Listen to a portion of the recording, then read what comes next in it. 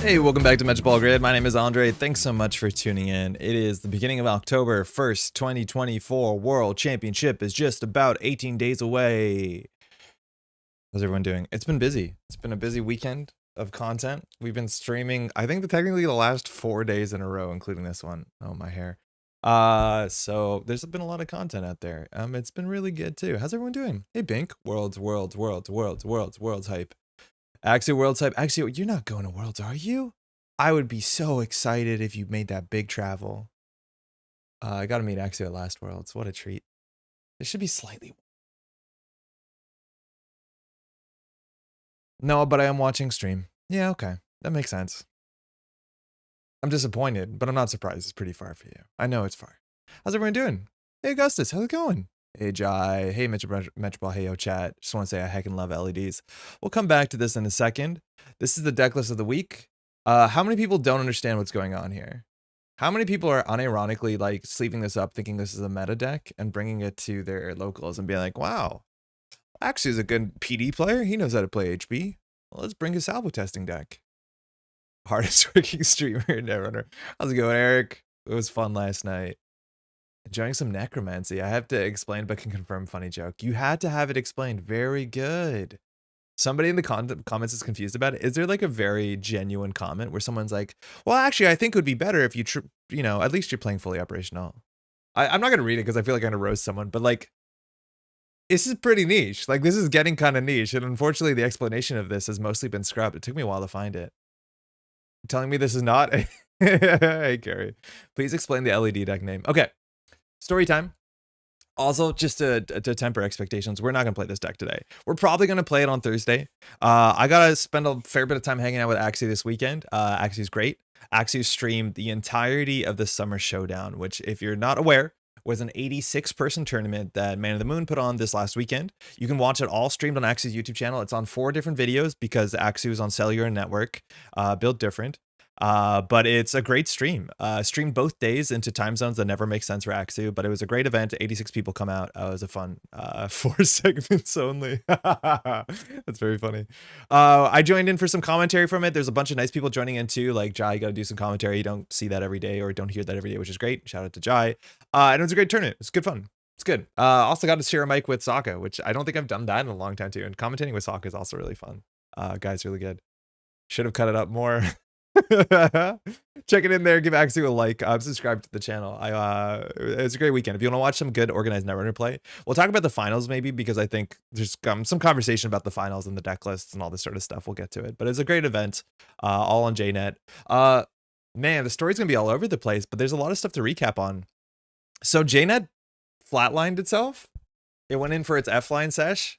86 people registered, and they went on to Netrunner onto Jinteki.net to get their tournament, and it just crashed it.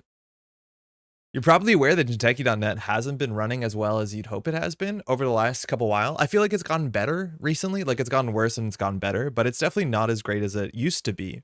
And it's a struggle, especially for a lot of folks who are getting out of their way to, you know, get on JNet to grind consistently, to practice for upcoming worlds or tournaments, or just enjoy Jinteki.net. And I know I've said on the stream like a couple weeks ago that if JNet is not good, I know a lot of people who are kind of, you know, checking out. They're like, I usually play Netrunners on my lunch break or whatever, and I'm not gonna, because it's just like, it takes 45 minutes to go through a 20-minute game, and you don't want to do that. Obviously, you don't want to do that. So the JNet devs have heard you. They're doing updates. I think it's getting better, but 86 people all at once getting into JNet crashed JNet, which again, that's kind of wild, because we used to have Continentals online even just a couple months ago where we had more players than that and JNet was fine. So something with JNet is wrong. Luckily, and this was something that was kind of preempted, XDG, you might know. XDG has, well, to understand, Jinteki.net is available on GitHub. You can actually clone it. You can clone the repo and put up your own Jinteki.net. And we've seen other folks do that and make things like Jinteki.net, make their own Jinteki.net mirrors. But XDG saw this coming, and the night before even made a little version of JNet, spun off on the server that he already had, so that if something went bad, he told Man of the Moon, he's like, hey, I have this version. And lo and behold, it saved the whole tournament. It was like such a key thing that the whole tournament was largely saved because XCG is like, hey, I have this already spun up on my server. Now, I actually knew that that was a possibility. Shout out to XTG. XTG does degree meal sessions here, and I actually have my own JNet that we use for lessons, because sometimes when we want to do degree meal lessons and JNet's not working really well, that doesn't work great. So XTG already has given me a mirror copy, which is fantastic. And I know he has set up some other folks on like testing teams and local folks who kind of need it, other JNet mirrors. And I talked to XTG about this, and he's like, he has like really good document to explain to you if you want to set up your own Jinteki.net mirror, how to do it. So if you're struggling for any reason, Jinteki.net is not working for you or yours, there is a way. I don't have the documentation able to share right now, but if you want to ping me privately, I can share you that documentation if you have the technical know-how, and I don't know how difficult it is in server space to set up your own JNet. However, there's some caveats to this. The reason that I'm not excited to share this documentation, and to some extent also XTG isn't, is because fracturing the community is a pretty rough thing to do. If everyone's playing on their own private JNet servers, that's not great for what this is meant to be, which is the community public space, the center square to make your ass of yourself on the global chat. But like, that's kind of not the idea of what we want JNet to be. But on the other hand, if you're testing for worlds, and your testing for worlds is failing, and you're not able to do the thing that you want to do, and you find yourself to be in a disadvantage to other maybe testing groups that have their own private JNet servers that are not struggling with lag and all that other stuff, that is a playing field that I think everyone wants to be leveled. So, bit interesting there on the politics of it, but like, I don't think you should make your own JNet and exclusively use your own JNet. I think participating with the main JNet's really great. But if you are, for any of those reasons, looking to get better accessibility to JNet all the time, hit me up and I can share XTG's documents about how to spin up your own JNet. The hero we need. Yeah, XTG's great. I'm a big fan. What's up, folks? Hey, Cody, how's it going? Congratulations on the weekend. Has your content stuff gone up? I know that the last replay for the finals was shared from TMKF Netrunner, and Notyeti did a great replay analysis of the final round, which was definitely an interesting final round. Things kind of swung back and forth, and the final turns were both very exciting. And I know on commentary, we couldn't exactly tell what was going on, for better or for worse, and it's, some impactful plays for sure. But there's a really nice video here that Notyeti put up on the channel TMKF Netrunner to talk about like that last game. I totally messed that game up. Yeah. Yeah. I have a lot of respect for Cody. Cody's a great player, very consistent finishes. But the finals, yeah, it was kind of the end of the finals. There was mistakes that really mattered, like straight mistakes. And talking about mistakes in Netrunner is really tricky. When it comes to like null signal games live streaming, a lot of the times, Null Signal Games has this sort of clause where you're not meant to call out mistakes. The wording on that is slightly different, but you're not meant to make people feel bad for mistakes they make on camera. And it's something that I understand, and I'm going to do whatever Null Signal Games wants me to do. But on the other hand, mistakes are some of the most exciting part of organized play. Right? Like, I know I talked about this as a story last year at Worlds. We were watching the top cut, or maybe it was not the top cut, it was like the final rounds. Regardless, it was two really good world-class players playing against each other. It was Felix. What is Felix's handle? Jackmade, a European player who's playing some op, against Bridgman, Finn, another European player who was playing some sort of Banhar, I think it was Hoshiko. And it was a really close match. And we were commentating the game. I forget who I was commentating with, but the whole game, right, the big threat in this matchup, I've said the story before, apologies if I'm going to do it again, is Stavka. Stavka is a really strong face check, and if it hits Hoshiko, and specifically if you get the Stavka res, it'll be 7 strength, and then a half run will fire if you can get a half run on the table by using the op ability. If you know the combo, you know the combo. But the short of the long is the runner has to play around not getting hit by a Stavka because it'll be a problem for them. And Bridgman is doing a really good job not being hit by Stavka. And the way that he's doing it is that any server that has unresed ice on it is the outermost ice, and that is the server that he is testing with Banhar. And so he's saying, okay, Banhar's on R&D, it's unresed ice into an unresed ice. I can Banhar that server. As soon as one ice gets resed, if it's a Stavka, I will take 2 net damage and I can jack out and be safe. And so I forget exactly what happened, but along the lines is that he runs R&D, the outermost ice isn't resed, and then the innermost ice is resed, and it's just like a sandstone, something kind of, unimpactful, but whatever. He can either break it for a fair bit of money with Cleaver, or he can take a net damage, so he takes a net damage. And he touches R&D, whatever. Later on that turn, he runs back on R&D. And Banhar, mind you, is not only once per turn, it's the first encounter, so it won't fire. And then the outermost ice, which was safe to Banhar, gets rezzed by Jackmade, and it's a Stavka. And Bridgman gets blown the F out. And casting that I'm watching to be like, oh shit, I think Bridgman made a big mistake here. Like, I think he messed up and forgot that Banhar's safety was turned off this turn because Banhar was used because it hit the sandstone. Even if he breaks the sandstone, it still uses the Banhar token. And I think he just made like a little lapse that caused him to lose 2 of his breakers. And it was a huge issue. Except the thing is, on that stream, I don't think I'm allowed to call it out like that. But it's really interesting to understand that the best players in Netrunner still make mistakes on top tables. And after that, I went up to Bridgman and we talked. Bridgman's a nice guy. And I was like, yo, you messed up into the Stavka, right? I probably said it a bit more diplomatically that. He's like, yes, oh my God, I made a huge mistake. And like, that's the sort of thing. It's like huge mistakes happen at top tables from the best players. Long first round, last round, it will happen. And to me, you need some confidence, mind you, as a caster, to call a really great player, a player better than I, to say they made a mistake, because you could be wrong. They could be doing things unintentionally. But like, mistakes are some of the most interesting parts of organized play.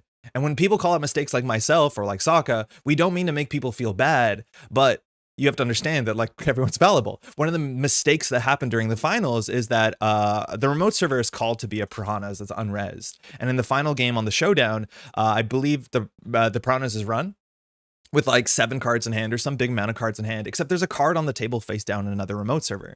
And the problem is, if that's a spin doctor, which is what the read is, the corporation can suddenly res the spin doctor, and then it'll have more cards in hand than the runner, and then the Piranhas ends the run. I think that's an easy mistake to make.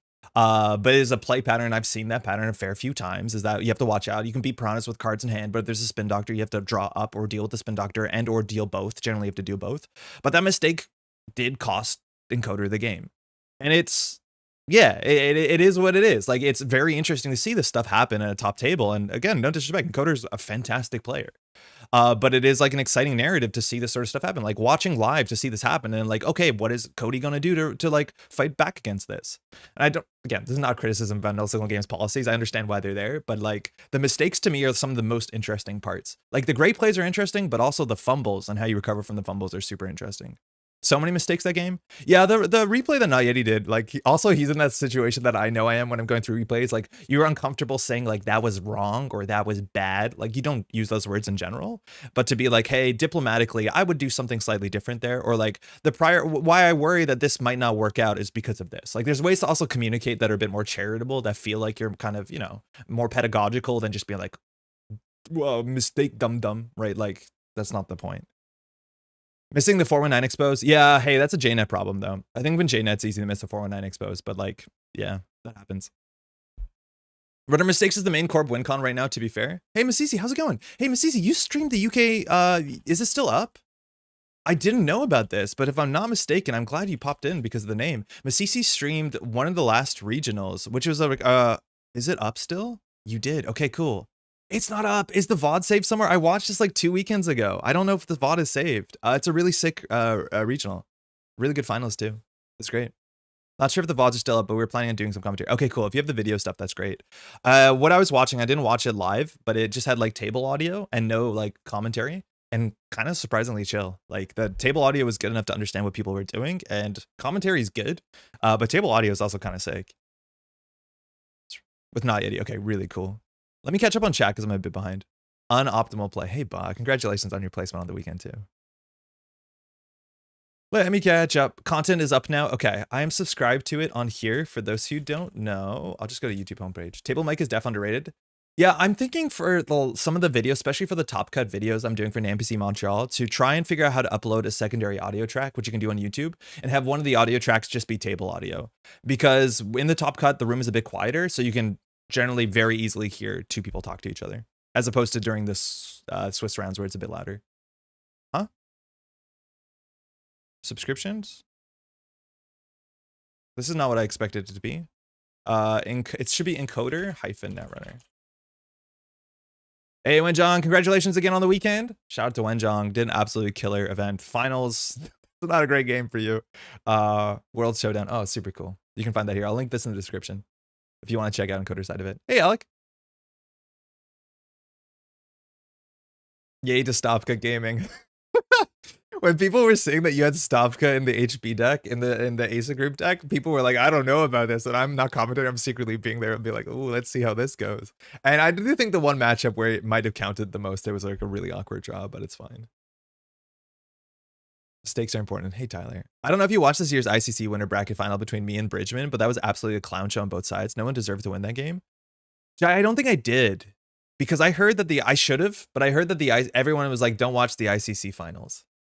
And I assumed because it was just like a 2-turn punitive game, like that's what my assumption, but I didn't actually get to watch it. Everyone said to watch the semifinals or like the lower finals, whatever the game before is, but they said don't watch the finals because it just was like a thing. I don't know. I still want to watch it because understanding what the history is and, you know, the implications of that seems important. Yeah.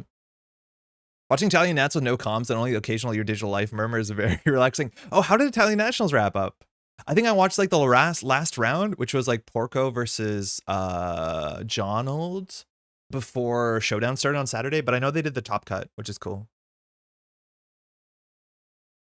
I'm still missing the joke on the LED display. Eric, we'll come back to it. Sorry, you're right. This is our opening hour of talk show. We'll get to it. Sorry, yeah, I totally lost the plot there. I was trying to talk about Aksu because this is an Aksu thing, and then whatever. I've never been pulling for someone harder than when I pulled for Wenjong to win that game versus Cody, but part of that may have been me not wanting to rematch Cody. Lower finals is Bridgman drawing iffy. Grand finals is Augie drawing iffy. Winter finals is kind of scuffed. Bummer. Hey, Tron, Drafter already does what Stavka does in HB. You don't need to expect it early, and you don't need to respect an unexpected res. I hear you. I think the idea was to add a sentry that can have more of a surprising face check on different credit thresholds, because I do think there's a lot of folks who run when they can break a Drafter, but might not be able to run when they break a Stavka. Now, the Stavka wasn't like the first order optimal strategy. I'm not going to spoil Wenjong's Spice, but there's some other cards that were included in that spot. One of them I believe you're familiar with. But those like kind of switched in and off. Stavka was the shot. And I actually think Stavka is kind of interesting into Lat.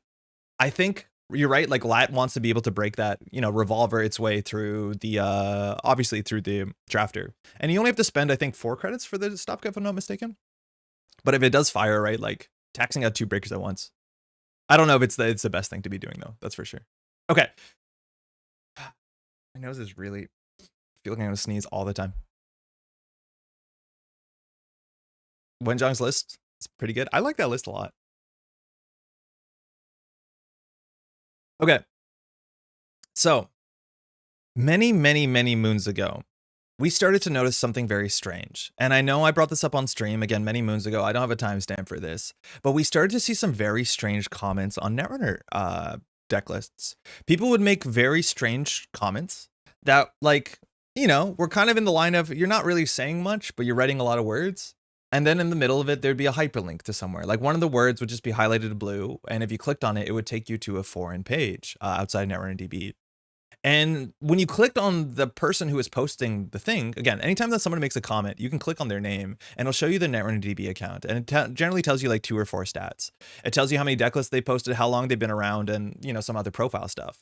And anytime somebody made one of these weird comments, you would click on their name and their account that posted the comment was made the day the comment was made.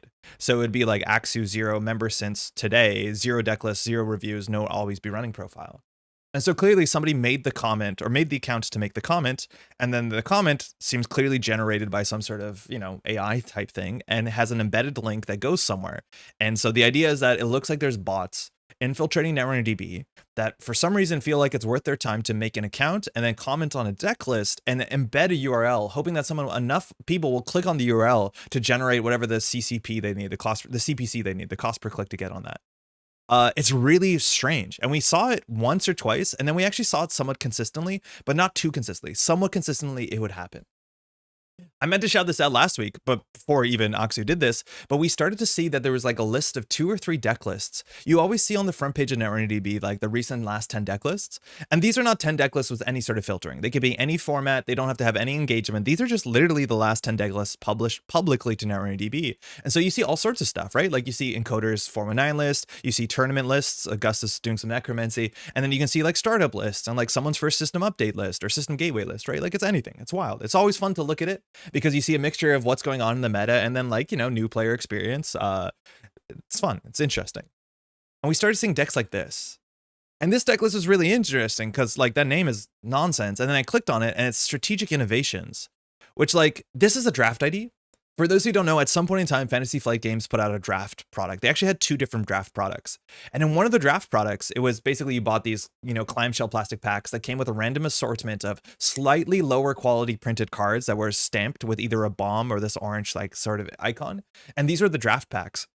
And the idea is that you bought, 3-year draft packs. How many? Technically 6 draft packs, because you had to buy 3 Runner, 3 Corp, if I'm not mistaken. And then you and your group of friends could come together and do a draft, just like you're playing draft Magic the Gathering or Flesh and Blood or whatever. The idea is that you cracked your pack, picked one card, passed it to the left, and then you built a deck. A lot of people still play Netrunner draft, but they generally make their own cubes. There's no product that supports it anymore. As much as I know Benoit still has a whole playset of these locally we need to get to, because they're kind of fun. They're not as good as like cube draft. But this is a draft ID. And at some point in time, there were 7 draft IDs that were put out for the second draft set that all have technically text. The draft IDs were classically incredibly uninteresting and pretty boring. This is the HB one, Strategic Innovations. And it says, if you have more HB cards res than any other faction when the runner's turn ends, shuffle 1 card and archives into R&D. That is such a just a gross ability in general, but it also is like not very consistent. But like infinite recursion in a limited format seems like a problem. Whatever. This is just a terrible thing. Alec is saying buy a draft pack hoping to get a copy of Desperado. Yes. One of the cool things about the draft packs is, and the card quality was slightly worse, they were technically not tournament legal as much as I'm Not a Cop back in the day.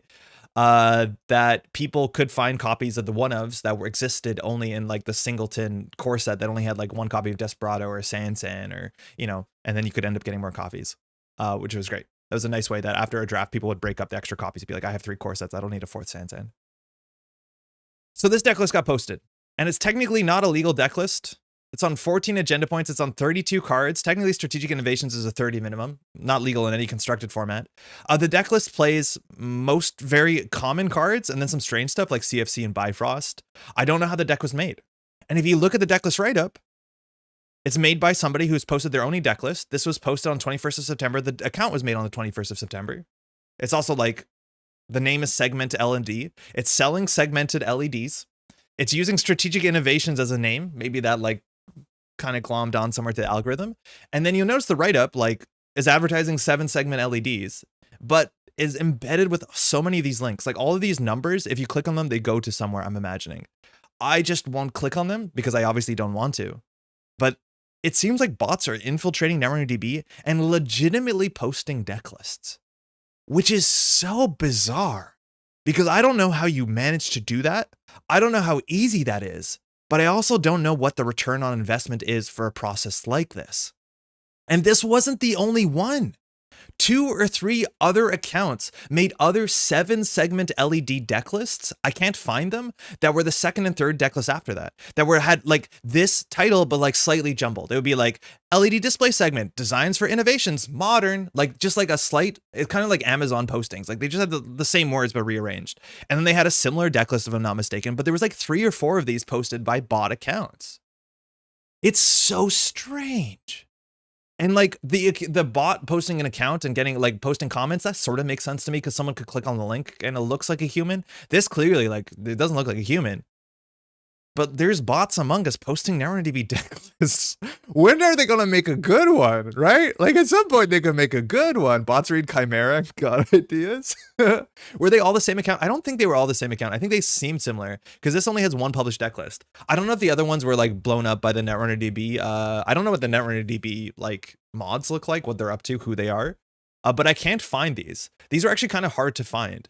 If I search like segment in the decklist name searcher, I don't even think this one comes up. Yeah, it doesn't even come up. Like, I don't know what happened. I had to go through to find this. I had to go through a recently published decklist and I had to go like 9 pages or something. Very, very interesting. So I actually made this, which is a riff on it as a joke. And then he has a write-up that is also a joke, including lorem ipsum text. But to understand what's going on here is I actually saw these as well because there's 4 of them on the front page and made his own LED display 7 segment shitpost, which like this deck is terrible and I have to play it on Thursday, which is really funny. Who or what will win Worlds? Yeah, it's the segment bots. Like, I don't know what's going on. Among Us. Wait till we get bots on JNet. Oh, man. They made it all post-Apex decks. It could be so much more frightening. Hey, I also got a YouTube video, which I think is very fascinating as well. This was from a smaller creator, and I think it caught a lot of traction and has like 200,000 views from someone who has like 7,000 subscribers. And it's another thing that came up, which was also very fascinating. The idea is somebody was on their YouTube account seeing that they got bot posts in the comments from, again, very bot-ish looking YouTube accounts. Their names will be like, no display icon. The name will be like Arthur Mills, like 2 names, like just generic names, looking like they're made up accounts, have no YouTube activity, just making an account, writing a comment. Except the YouTube comments on these videos were just a series of names, and generally like common first names. Like they just write a YouTube comment and it'd be like Lauren, Alice, Michael, Matt. And that's it. No hyperlinks, nothing. And then you get another one. It would be another series of 4 names like Lee, you know, Harry, Linda, whatever. Just 4 generally Western names. And the idea is like, what's going on? Why is that happening? And what this person came down to their conclusion, like, why would bots do that? And it turns out it was like some sort of elaborate phishing scheme. Because a whole bunch of YouTubers, what they'll do is on your YouTube account, you can set up a list of blocked words.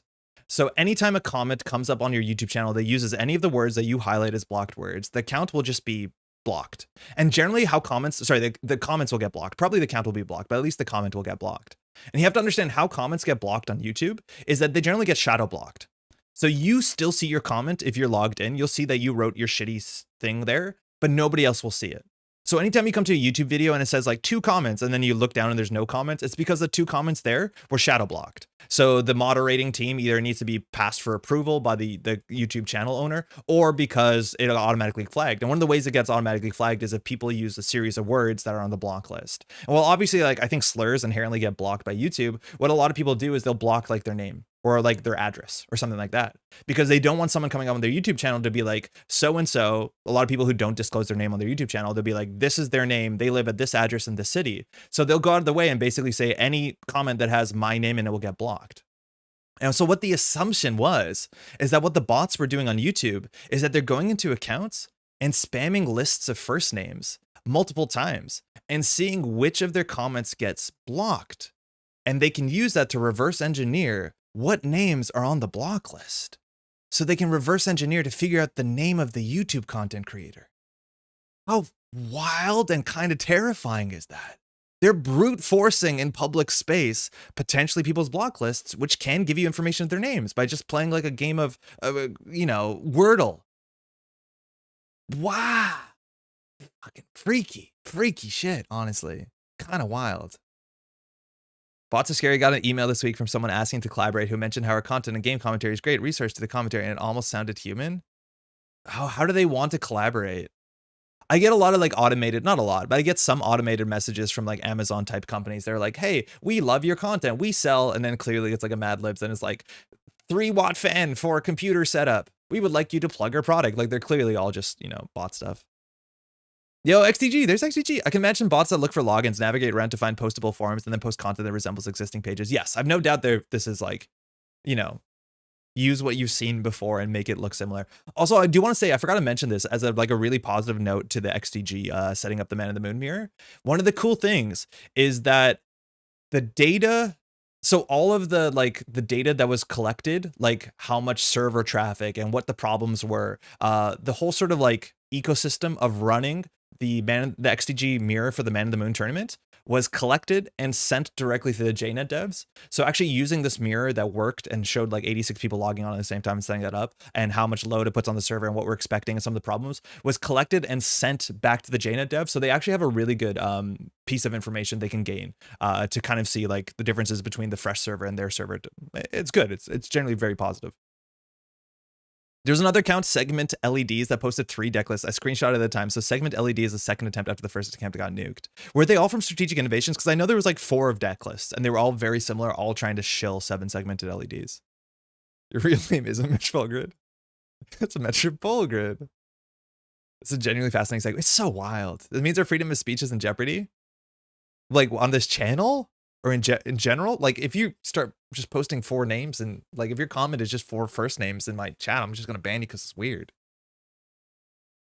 In the whole scheme of doxing people, the usage of comment blocks seems a bit more blunt than other methods. It's incredibly blunt, but I'm no doubt it works and people don't know what you're up to when you're doing it.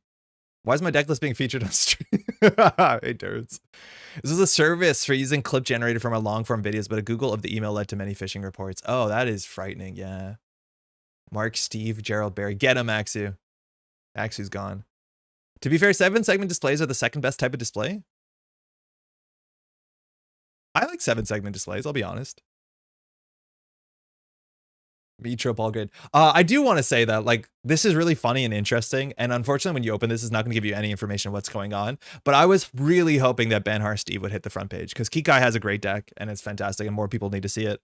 And, like, there's a lot of, like, legitimate decks, with all disrespect towards Axu, that didn't hit the front page because of this thing, and I think, I don't know, if I was Kikai, I'd be a bit bummed out. So if you want to take a second to play Banhar Steve, which I think was on track to hit the front page, this deck is just, like, the most fun you can have playing Netrunner. It is so great. It is just incredibly fun. It's a clever attack, but easy to defend by just adding dead ends. Yeah, sure, Tron, I agree. You need to add dead ends. But that's the reason why I think this video is important and sharing this information is important, is that we as humans need to interact. Like, we have to fight back against the bots. Like, you should go and add as many dead ends as you can to your block list. But people need to know that's happening, right? Long-term challenges that amateur/personal websites. Sorry, that just moved. I won't be able to keep up with the bot arms race. YouTube has the firepower for it. We don't. And I'm still so frustrated, like, week after week, day after day, that people can post some, like, version of best viewers and a hyperlink, and Twitch still doesn't flag it. Like, how can you post a hyperlink in my Twitch chat? Like, how can you post a link in my Twitch chat without even getting consent from me? And yet they can post bot links. Like, it doesn't make any sense. Like, what are the tools going on here? Criminal playing more than 4 icebreaker cards. Yeah, this deck list is just so fun. Bridgman posted a list like this a long time ago. Kikai's been bringing this to events, won the East Anglia Regionals. Again, the videos will be up at some point. Masisi, am I getting the name right? Masisi, yeah, did the stream of it, and you can watch some of it. What I really learned playing this deck, and I saw Kikai doing it, and Kikai was putting all of the hardware and cybernetics on the table in a specific order. And I realized when I played this in person, because I brought this to a GNK last week, is that it makes sense, because you want to just track it left to right to not miss anything, because there is an optimal order of things to do. Like, you should always, you know, do your Paragon first. Not always, but usually do your Paragon first, and then actually not always, sometimes. And then after that, you want to do the Zenith chip draw. And I noticed that he was very careful of putting his hardware, and then he would just, like, scan left to right anytime he made a run on HQ, and it was very clever. Love the name of my VOD. Diogen, this VOD name is for you, because we're going to be playing some Mercury today. Finally. Hope you're feeling well today, but half my team at work is out sick. Ryan, I'm feeling great. Hopefully you're doing okay. Stay healthy if you can, huh? Without all disrespect towards Aksu. No, I meant what I said. Can't you set up to block URLs? I know I get bonked for sending links in some chats. Stormy Femme, maybe it's on me. Honestly, maybe it is on me. Welcome to the channel, by the way. I know on YouTube you can't post URLs. I'm just so surprised. Maybe I should just look into mod tools. Maybe that's on me. I know I can turn on things like shield mode and stuff like that, but I'm pretty sure that's for, like, hate rates and terrible stuff. I've got deck lists and pictures of Gumbus blocked in Twitch chat. Yeah, there you go. Gumbus. Arms race. Most Netrunner services aren't even acknowledging there's a fight to be had. Kyle, how's it going? Yeah, like, what does Netrunner DB have to do against bots? Or we're just gonna let bots post their deck lists and they'll be terrible, because they're pretty bad, obviously. There's a setting where you can make URLs get auto black. Kato, am I missing it? Okay, I'll look through it after this video, so I can stop after the stream, so I can stop being salty about it and blaming people who it's clearly not their fault. Because, like, I'm lucky enough that I haven't had to, I shouldn't say this, I'm knocking on wood, that I haven't had to, like, really dive into the mod tools. Obviously, like, cis white guy privilege and all that, but it's been relatively okay. But I need to look into it a bit better. I'm still alive, nice. Let's get banned.com. Get him. Okay, I'm sending the bots after Yagi. You can make another account, though, it'll be fine. Bot deck lists are better than the Axie deck lists. Imagine the bot makes a good PD. Shit, I had another segue there. Oh yeah, another thing. This weekend was the first time we were trying out. So if you're not familiar with tracex.surveyor, this is a website that I never know the what is the tracex Substack? Yeah, okay, it's the Surveyor. I got the URL wrong. This is Kikai's blog that's been just phenomenal. It's been going on for the last, this summer has been really where I've noticed it's being a thing. I haven't read the last article that came out 2 days ago, but it's just been a great website. And Kikai's been doing a really good job grabbing, and not only grabbing, but like publicly sharing spreadsheets and stats and stuff like this. So it's just a great website if you want to check this out. The articles are well written. There's a lot of stats. You can see that Azmari is the best deck. Citation not needed, and there's a lot of stuff going on, which is great. Over this last little while, both Not Yeti and Kikai have worked together to make this tool that we're hoping to use for streaming stuff, and I was able to test drive it for the first time on Oxy stream. And I can't show it right now because it's not mine to show off, but it's basically like a website platform in which you can write in someone's name, So like I can look up a player who has a lot of games up on, you know, always be running Aesop's tables, Cobra, all this sort of stuff. And it'll just basically pull all their stats together. So really quickly, when I put in Encoder's name, it showed me like, oh, this is Encoder. Encoder has done really well in these tournaments. You can see exactly which IDs and which factions that Encoder has played over the last tournaments. So I could tell like, hey, Cody, you haven't played Criminal since 2020, in which you did quite well. I think you were a finalist in one of the Continentals in 2020. That's a really cool. It's a really cool tool. It also shows you like if you put in 2 players, be like, these are the last times they played at a tournament, and the last time this player won twice in a row. And you can start to see trends of what people play, their standings, if there's any grudge matches. It's really, really, really cool tool. And I wish we had something like that so much sooner, because trying to tell a narrative when you're doing casting is super important. And looking back at it and being like, oh wow, this is the first time somebody's doing this, or like this player has been playing. It's Jonald. Jonald's only been playing op for the last 17 years. Notice Jonald's going to be an expert playing op. I would be kind of upset about that if I'm playing against it. Smurf's messing it up. Yeah, Smurf's messed it up. But if you want to play under a different handle, like no one can stop you. But the information at least is really interesting. And you get to see things too, like win rates and stuff. Hey, if I put in a really good player, what do you expect their win rate to be on Corp and Runner? And what do you expect to be higher on average? For the average player, what do you think is higher? Corp or Runner? And where do you expect them to be? And for like a top tier World's Caliber player, what do you expect those win rates to be? And what do you expect to be higher? What's everyone's guess? Jonald, most successful Nova player recently? Yeah, it's true. Are we talking JNet casual? No, Ian, we're just talking tournaments. Like anything that has a registered result to it. So Aesop's tables, Cobra, tournaments on null signal games. Corp is bad player favorite, Runner is good player favored. And mind you, this is not like modern meta. This goes all the way back to generally around 2019 is the breakoff point. But there's much more data recently because always be running stuff has been a bit better. Corp higher, 2% different. Winner 51 to 52. Corp win rate higher, maybe 75% plus for both. Okay. I don't think a lot of people are right about this. So from what I've seen, Corp win rates are anywhere in the range from average players, like good average players, 25% higher. It's not uncommon to see a player at top tables, medium to top tables, that have a 25% range between the Runner win rate and Corp win rate. I think one of the big differences you could notice between the players that you could easily bet on winning a tournament, their Runner win rate is above 50. I've been starting to see a lot of players who I would not be surprised if they were in top cuts or winning a tournament that actually have sub 50 Runner win rates currently. The difference, the smallest difference you can find is in some of the best players. So like we're looking at like a Tuno or like a Sokka or like an Augustus. Their win rate differential is about 10% favoring Corp. And I don't think I've seen anyone higher than a 75% win rate. I think 76% win rate is the highest number I had. But from what I've seen from the stats, 76% win rate is about the highest I've seen anyone have. There's a lot of players who are around that. And then the highest Runner win rate is about 60, 65.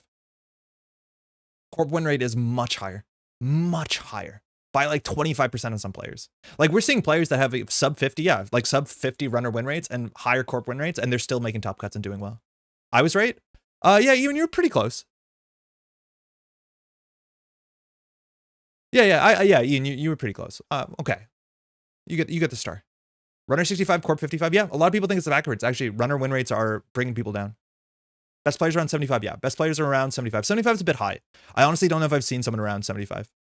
I think maybe I've seen 1 or 2 players on 75, but like 71, 72. Obviously minor difference there. I'm just bothering Ian. I think my recent tournament Runner win rate is like 10% versus 9% Corp. Yeah, I think also on average is just like as a spectator watching, I do think I like most people's Corp play better than their Runner play. Like I think over the Summer Showdown, we saw a lot better Corp play than Runner play. And that's not disrespect. Just imagine that it's really good Corp play. But I think on average too, I think the Runner play is, you might have been able to guess that.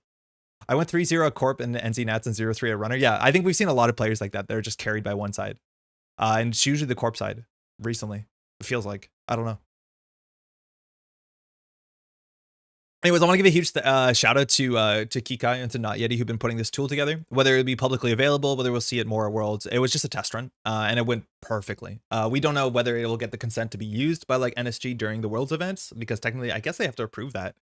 And also, if you have any concerns about like data stuff. Like it's technically only using public data. It's not, I don't know. I know when it comes to like Beanstalk, sometimes there's a bit of a pushback against that, but I do think that's when people are ranked against each other on a global leaderboard. That maybe I could see why people would be more upset about it, but it's really cool. As soon as that does go public, if it does go public, I'll let you know, but all that shout out has to be done to the team at the Surveyor. Just fantastic work, and it just makes watching and appreciating like high level organized play Netrunner just so much cooler for me. EA Regionals is 3-0 Corp 0-4 Runner. Yeah. All right, let's get into it, I think. Oh man, others. Oh, of course, we were on Neon Static yesterday. How did I not shout that out? Last night I joined on a stream for Neon Static. You can watch this. My G link in the description. Give that a good old like. But I was joined remotely to do some like coaching sessions because Nick Mason is playing our Worlds while Eric is doing some casting. I think overall we probably picked matchups that are not the best to do this sort of thing on, because a lot of the like play patterns are like don't lose play patterns and kind of suffocating play patterns. So we played like Lat 3 Stone Chip Amakua into Azmari kill combo. That's not even on Jupestat. It's only on Neurospike, which like I don't think that deck has a win rate into this exact matchup, especially when you open Turtle. And then the other one was like Devil Charm Crew into Ag Infusion, and specifically Ag Infusion without Mavirus, which is not great when the deck lists on like 3 Leech and an Amakua. So kind of attritional these games. And a lot of times the play patterns are just like, don't do that, just set up, you need to win, which maybe is less exciting. But I think overall it's a very cool learning thing. And I'm so stoked that they'd have me on. Maybe to some extent, like this format needs to be a bit more like, oh, you're playing against PD fundamentals. And then I need to be like, Nick, why aren't you running the remote server turn 1? It's iced up. It's clearly Rashida. And that could be more of an exciting game. So maybe we pick like bad decks for this, where it's like Azmari, where it's like, don't die, just try not to die and you can win the game. And then the other one's like, just trash all the ice and make Eric miserable. They were fun though. They were really fun. Okay. Oh, I shouldn't close that because I need to remember to link it. Silly. All right. Mercury. I saw a comment in chat about why we have the name Capoeirista. It's because we're going to play some Mercury. And Mercury is like kind of doing something recently. Like if we look at Always Be Running, I think your Azmari approach might have been a bit different, bit from the Azmari mains. I think so. I think we got a comment from Rowan on the post already from the next morning, which I was looking forward to that. I don't like that version of it. I don't think double Neurospike is that good. Like the versions of Azmari that I like more than others are the ones that have multiple win conditions and are hard to tell. In open deck lists, I think it's really difficult to die to that. I don't think we had the credit lead early. I don't think against double Stone Chip you can do anything. I'd be interested to hear more. Like I'm very clear, I'm not an Azmari master, but I think that matchup might be very difficult. I've understood that you just cannot fight Amakua. Like you can't ice up everything. That's just not possible. So we just have to go kind of as fast as possible and set up the fork. And I think the one line we might have had is like to set up the send a message fork. And I think that's what the comment was about, like send a message versus Decree Mill. Understanding like what is better for you. And I think that's actually a matchup where we needed to like just make a 6-point play and hope that Eric messes up, because I don't know how you close that game. I don't think you can win that game. But I might be wrong about that. I'm not an expert in it. It felt really bad. Okay, so I don't know how to pull up the data on this, but Mercury's been kind of showing up at tournaments and doing okay. I would even say maybe good. So actually, no, we can look at this. So we had 86 players at Online World Showdown. We had, was it 2 Mercuries in the top cut? Was it 2 Mercuries? I feel like I'm making that up. It was 2 Mercuries in the top cut. So we had Build a Better Byroid that Alex Desigurator was playing, and Zansonic made it in. Technically, Zansonic was ranked 17th, but one of the players in the mid-pack Shu couldn't play. So Zansonic got bumped up, which is great. That's always really exciting when you see that sort of situation, especially because that's like a fun narrative. I think Zansonic, left the bracket, unfortunately, very quickly, and that also is a result of being low seed. Being low seed in round 1 sucks. I think that's something that the stats were really showed. For those who don't know, when you come to a top 8 or a top 16, in the first round, one of your advantage of being one of the top half of the cut is that first player, Cody here will play the 16th player, or technically the 17th player because a player dropped. Cody can see the deck, not the deck list. I think you just see the IDs. I'm not sure if you see the deck lists, and you can choose which matchup you want to play. So generally in the first round, all of the top 8 players pick the matchup that they are the most comfortable with. And if that's the case, oh man, the bot. Possible ban evader? Yeah, of course it's a ban evader. You see the list. Okay, thank you, Ian. That makes more sense. So we saw this in round 1. I think like all besides one of the matchups where they pick their choice won their first round. I think that's something that's very important to keep in mind in a tournament. It's one thing if your goal is to make the top cut, but technically like making as high in the top cut has a huge impact because almost all the bottom 8 players lost their first round because these folks will pick the best matchup and then generally they'll pick a matchup that's most favorable for them. Now, sometimes people will pick like the 2-turn play where they'll be like, okay, this matchup is not bad, but then I'm expecting to play my 4-1-9 next round and my 4-1-9 will pair against one of these 2 players and that matchup is better for me even. So sometimes people do the long route. I don't think that's actually that feasible to do. I think that's really difficult to do. But yeah, round 1 is just not easy. So if you're coming in the bottom seed, like getting ejected very quickly is not uncommon, unfortunately. Looking at the round 2 and the cut is strictly wrong. I'm glad that you said that because now I don't have to worry about possibly trying to do that. But there's technically 2 Mercury in the top cut here. We also saw recently another Mercury. Oh, Zen put a comment on this. Nice list. Logic Bombs of fun include pricey for the 5 influence. So Logic Bomb is one of the holdover Atom cards. It's 5 influence. If you're not familiar with this icon is or this color, that's okay. It does just cost 5 influence for everyone. And this is a very, very powerful card. One of the best Atom cards. And so we've seen a lot of decks like this. Diogen brought one to NamePC Montreal. I think that video of Diogen playing into Cat is like the most liked video in the NamePC circuit so far, which I don't totally understand. I don't think it's a particularly exciting game. And then the decks like these are running sort of pressure cards, or running archives is going to be a problem for you. We have Finality for Centrals, which if you're not breaking sees 4 cards with Mercury, and then you have Pretty to see more, and then you have Logic Bomb as another nice way to bypass for a lot of influence. Of course, the deck list of the week last week was Space Ice's triple Spark of Inspiration Fem deck, in which in the write-up they say don't play this deck, which I like. I want to be very clear. I'm not a big Mercury fan, and I don't mean the character. I think the character's pretty cool, but I think this sort of play pattern of I'm just going to bypass your ice and hope my multi-axis hits on centrals. I think that not every Mercury deck is playing is like, I don't see how you play Mercury without playing 3 Hermes. I think that is the only way that you can take your kind of what I'm going to say in an Axu-like tone, coin flip, and turn it into actually leveraging board state. A lot of these decks just don't have ways to interact with board states. Like you're seeing they're not playing Miss Bones, so they have acid troubles. Maybe against those matchups, it's not that bad because ice centrals are not being iced up. But like Oppo researches, is your economy that strong? It's just like, to me, it feels quintessentially very cheesy. And that is not a value neutral term. Like, I honestly think a lot of people could like this and enjoy it. And clearly it's doing good enough to be like looking at. But I think at the end of the game, the sort of Netrunner I want to play, I want to have a control over my actions. And I want to play something that's a bit more like chess-like than be like, I'm going to send it R&D and hope that when I see 3 cards, it's enough value, right? Like I don't like cards that invalidate ice in general, like backstitching Inside Job Estebrado. I think Inside Job I'm a bit more of a fan of because it's been around for a long time. But like just no part of this aligns with my play patterns and the style of Netrunner I enjoy. When Mercury was revealed, I was kind of like, I don't like this. I don't know. People were super excited for Mercury, but the deck in which the deck's idea is just to make the text on ice not relevant doesn't seem fun. Like that's frustrating on many parts. I don't know how this thing works into Ag Infusion because admittedly Anansi is a bit of a problem, but like with the Ag Infusion redirect, I feel like that's just such a miserable matchup, and Ag Infusion is a considerable part of the competitive meta. I would be kind of off put to play Mercury. If anyone's played Mercury into Ag Infusion and has more information or more experience than I do, I'd love to hear your thoughts on it. But overall, like this is just not for me. But clearly it's doing well enough that we're going to give it a shot. We're also going to play the deck list of the week last week. We haven't tried, but I'm not going to be salty about this. I'm just going to try and be level-headed and explain why this doesn't line up for Andre's Netrunner as much as this could be your great Netrunner that you enjoy. You reprise the Anansi, I guess. Yeah, 2 reprise is pretty sick. And we're on Mystic, which is like a really fun combo. I also don't understand how Iru is doing so much damage.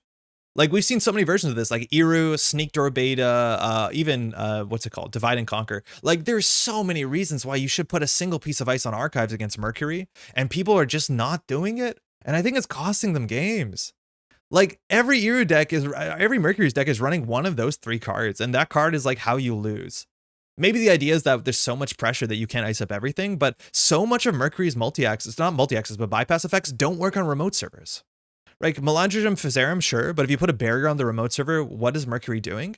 Can Mercury deal with defensive upgrades? No, people are not even playing Pinhole. Like, I just don't get it, and I'm interested to see what Corpse can do to make us uncomfortable in this sort of situation.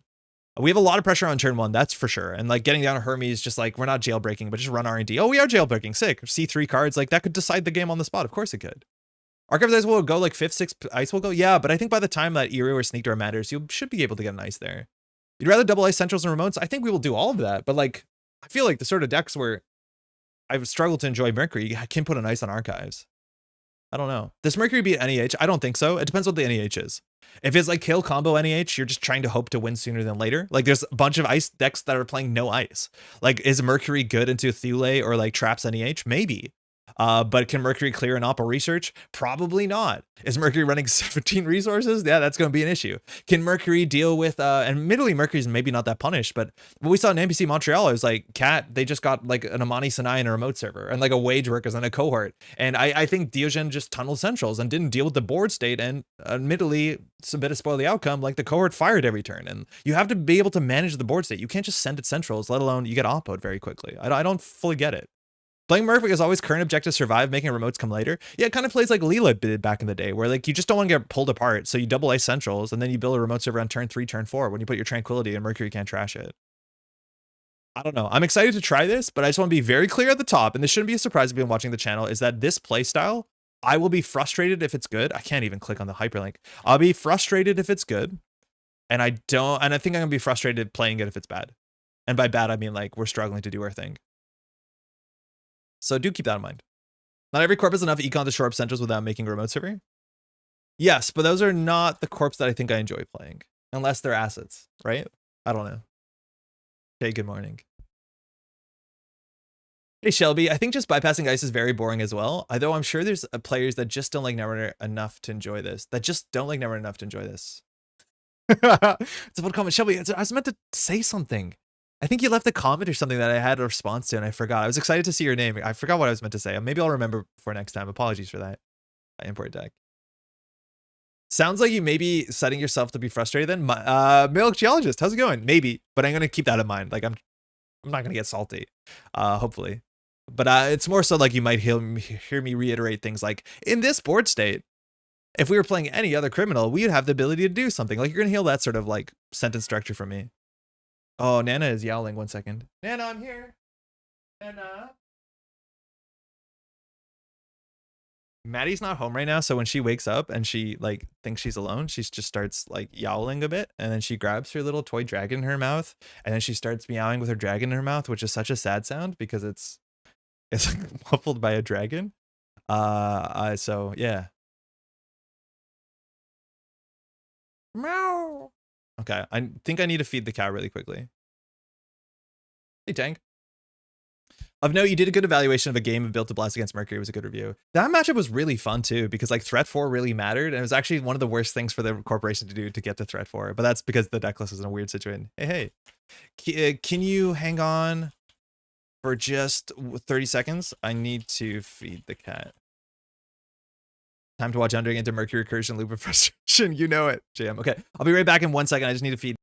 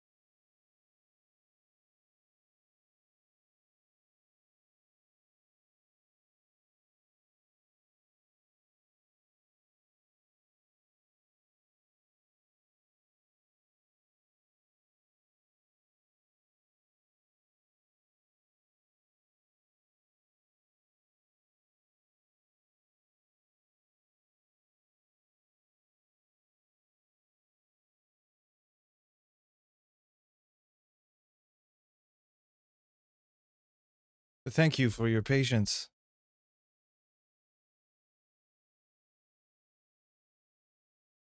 So I get where Andre's coming from, the coin flip high roll Hermes dig, but that's the nature of the Leela ability. Yes, but Leela played fundamental Netrunner. Shout out to Josh Wilson's like 420 game win streak of Leela. Leela had the ability to do like Hermes shenanigans, but Leela fundamentally played like Caddy Jones and Breakers and played pressure and did all that sort of other stuff too. So it was just like a good stuff. It was like a Sable deck, but had Hermes built in. It wasn't that different. Like you did not build your deck that had like, my deck has 15 bypass cards, right? Late Griffin, my lord, I thought the game was killed off by FFG. FFG discontinued the game, but then a great community-run initiative called Bell Signal Games has been supporting it ever since it stopped. They have a world championship in 3 weeks. They've been putting out the best core, like the best core set it's ever had. Thanks you too. The game's been fantastic since, arguably better. Hey, number 4, how's it going? I'm watching the Neon Static stream last night. I think the other room is just Eric's attic. Wait, what do you mean, JD? Okay, it's PD. That's gonna be a fun matchup. Tank took the mulligan. We have Carpe Diem without a Mark synergy. Hate it. 2 inside jobs and a Hermes, right? Like, this is the part of me that just wants to keep this. This hand's not bad because we have Hermes, and I don't think Tank can ice up everything. We have a sure gamble. We're going to click to draw a bit. I think my ideal hand would be like Jailbreak turn 1. I'll keep this. We'll do sure gamble, Hermes, run centrals. They print actual cards too? Yeah, lots. Late, go to null.signal.games. Check out the products page. Also, you're watching on Twitch. Just go below. There's a link to it. You can find it. Sangren's room is somehow connected also. My Mercury is one of breakers and feels pretty good. Yeah, I think I'd like that a bit more. The difference with Mercury is that they use run events to supplement triggers, Hermes, rather than running for singles. I don't know. I think to me is like bypass.deck is just kind of not my thing. Okay, 9 credits. We could force a res here. Drafter returns hedge fund. MIC is like the bad one for us. I don't think we mind forcing a res here. Run on archives. No. I'm not going to run last click now. That's a good draw. Man, I hate Carpe Diem if you don't have a mark. Wow, click for 3 credits. Sometimes you get a run that works. No, thank you. Oh, I actually was joking about what the other room is. Okay. So here I want to pressure the res here. I don't think I'm going to inside job this. I'd rather have the ice resed. If it's a drafter, hedge fund goes back, but then we're going to run HQ. There's definitely an agenda in there. Okay. This looks like it's good stuff PD. So now on 6 credits, we can either force the res on HQ or we can just inside job it. I'm going to go for the inside job because we see most of the hand. And then we can bounce this. If it's a Rashida, he should pre-res it. He also should consider pre-resing this ice because it can get bounced by Hermes. Great. Oh, okay. So this is Freedom's version, which is like Midnight 3 plus border control. So now we can't bounce this. So I'm going to boost this, bounce this card. I'm telling you. Like, this is the gameplay. Inside job HQ. Like, this is... I don't like this. I don't like this. This is not cool. I'm running RD. It's not right. I'm running RD though. Just because we can win in 1 turn, it'd be really funny. Like, we should get the Earthrise down here. Oh no! No! Mercury, no! Like, this is good Netrunner, no! Oh no, that was the worst outcome. 2 turns. That's what your ID ability does. Just install Hermes turn 1. I don't get how Mercury decks are not running 3 Hermes. It just seems like the best card in the deck. That's a Leela experience? Yeah, but Leela doesn't double access on HQ, and you can't leg work on turn 1 with Leela. How's it going, Jason? I did not calculate the salt coming from winning. I don't like winning like this. You come here to play a chess match. This is what happens. Less than 15 minutes before. I think 15 minutes before salt is actually like, sometimes we open up and they just play PE and like we salt on like 5 seconds. I don't even think that's a record, I'll be honest. Oh no, Mercury. Abs don't F around, they don't. Mercury, they just ripping grenade pins off and kicking cops in the head. Actual Gamba? Oh, it's big op. Okay, 59 card op. This is gonna be miserable. There you see, that's what opening salt looks like.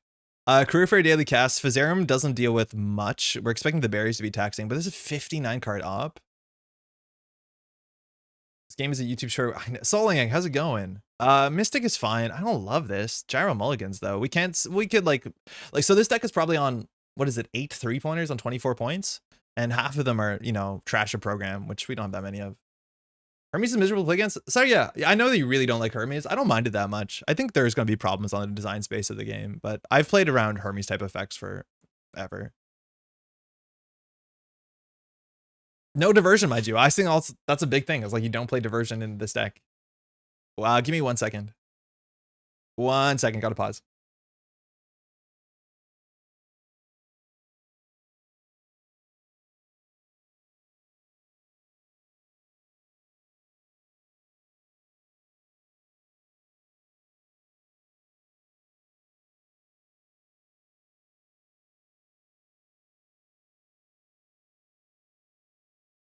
Thank you. Okay. So Ice HQ after a mulligan might be agendas in there. That's the best demonstration of the power of Mercury, but that is not good. I don't think anyone feels happy about that. Like, why does the game need to be like that? Volatility on turn 1 accelerated? Like, that is not my favorite Netrunner. I think we want to run server 1. Because if this is res, we can run HQ. Man, I don't like Carpe Diem. Okay, we'll go here. We can't really afford to trash much. We can career for daily cast, which is good. Ice Wall, okay. So, I don't know what's going to be in here that's a problem for us. Let's just Fazarum and hope. Oh, I mean, sorry. Let's just Carpe Diem and hope. Run R&D. That worked out. We actually could choose not, because we could go, oh, this is going to be absolutely miserable. I'm assuming this is Rashida. I think we can afford to trash this. Now, if we run HQ here, I think we won't. I think we'll just set up. I guess we could die to ZF here. That'd be kind of cool. So K1 Leela singles our agenda off the top of R&D turn 1, bounces your HQ S7, and then trashes Rashida. No, I don't like that. Like, I want to be very clear. I got very tilted when Rashida pulled you apart on turn 1. At least with Hermes, you have to install it, and it costs a click and 2 credits, and it's your console. But, like, I don't like that either. I liked Leela a bit more when it was like, you know, you had to play around Leela and play patterns changed. But when it's just like the more damage on R&D, like on turn 1, because you can't ice R&D, like inside job, what are you meant to do? Ice, res ice into inside job? This is karma rebalance after the game. I have very little experience into Big Ob, besides I know it's kind of not fun. Yeah, Solomir, ice R&D. Ice wall is going to be a problem for us. We actually have very few ways to deal with ice wall in general. How do you be Big Op? This is where I mean, like, these are cards that do something in niche scenarios, and I like to play a deck that has a better matchup spread in general. If we trash this, we can trash a Svi. I know that we can sheer gamble Mystic, but we don't really have to do it this turn. It's an Urban, great. Yeah, this is just going to be a bit of a grind. Like, it is hard for us to deal with Ice Wall. Punishes Corpse for overextending. I'd argue that it does a bit more than that. Like, it just punishes Corpse for playing 1-pointers, that sometimes just getting lucky does it. I don't think you can overextend on turn 1 that easily. Like, if you just mulligan bad, Hermes is going to make the game kind of miserable. Speaking of kind of miserable, should we force an HQ res? I guess a hammer will eat one of these. That's not good. Let's go run HQ. I don't want to pre-commit the Fazarum. Maybe we could because it's an Afshar. It's an Afshar. Okay. But I think they'll just purge. Draw.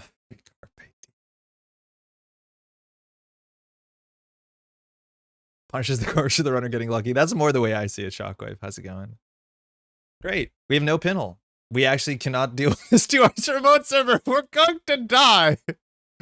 Because we can't break an ice wall. Hope we get lucky off centrals. Now they can purge. Give me HQ. Give me HQ, Merc. HQ. Best card. Dirty Laundry ++.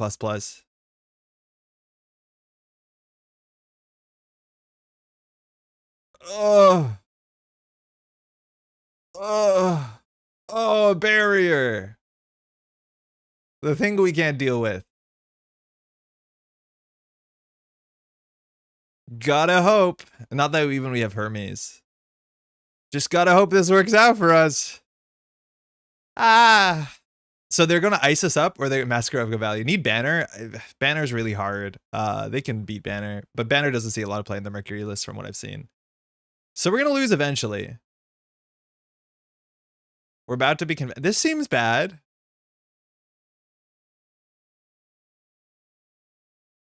Oh, a reprise. So now I have to hope there's no barrier in R&D. I don't know if Gyro has one in hand. Pivot. What are you getting? An extract? Okay, there goes our Afshar. Oh, no.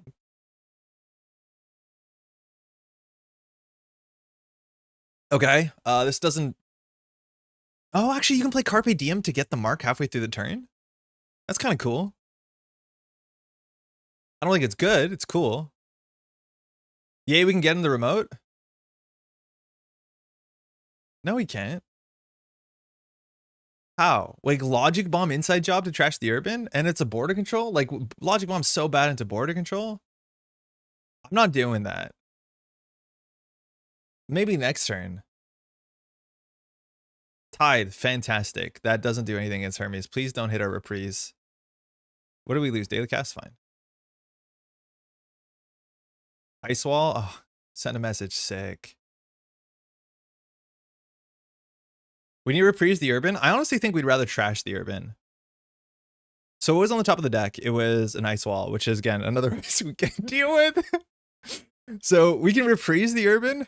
It's free, which is nice. Then we make a run. And not that the run is very valuable. But I actually think we'd rather reprise this ice and then, like, inside job the urban.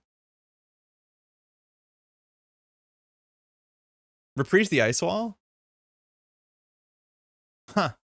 Yeah, maybe. Yeah, the ice wall actually might be harder for us. But I don't want to reprise the urban because then it just like kicks the can down the road. We need to deal with the can.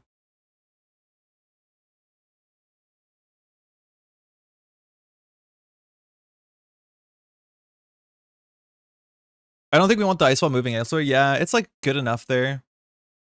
The problem is like this run is also kind of useless. Like we make a run on this thing.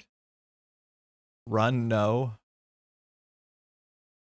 Like how much work do we have to do just to like get one Amakua worth of value?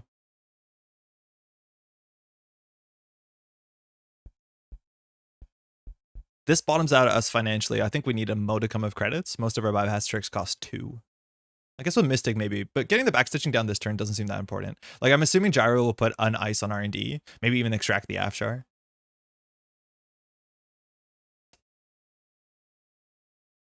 So we trash 1 Spin Doctor, 2 Urbans. That's good.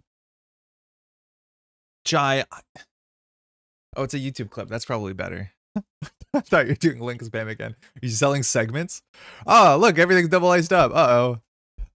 Okay, this seems like a turn we can take off. The deck should be only on 5/3s, which is hard for us because we have to touch a lot of them. Luckily, we're good at touching things.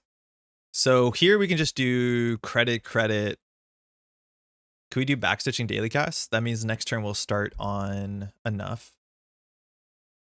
Yeah, 4 credits for sure gamble next turn. With cast the Mystic. Rashida, that's not good.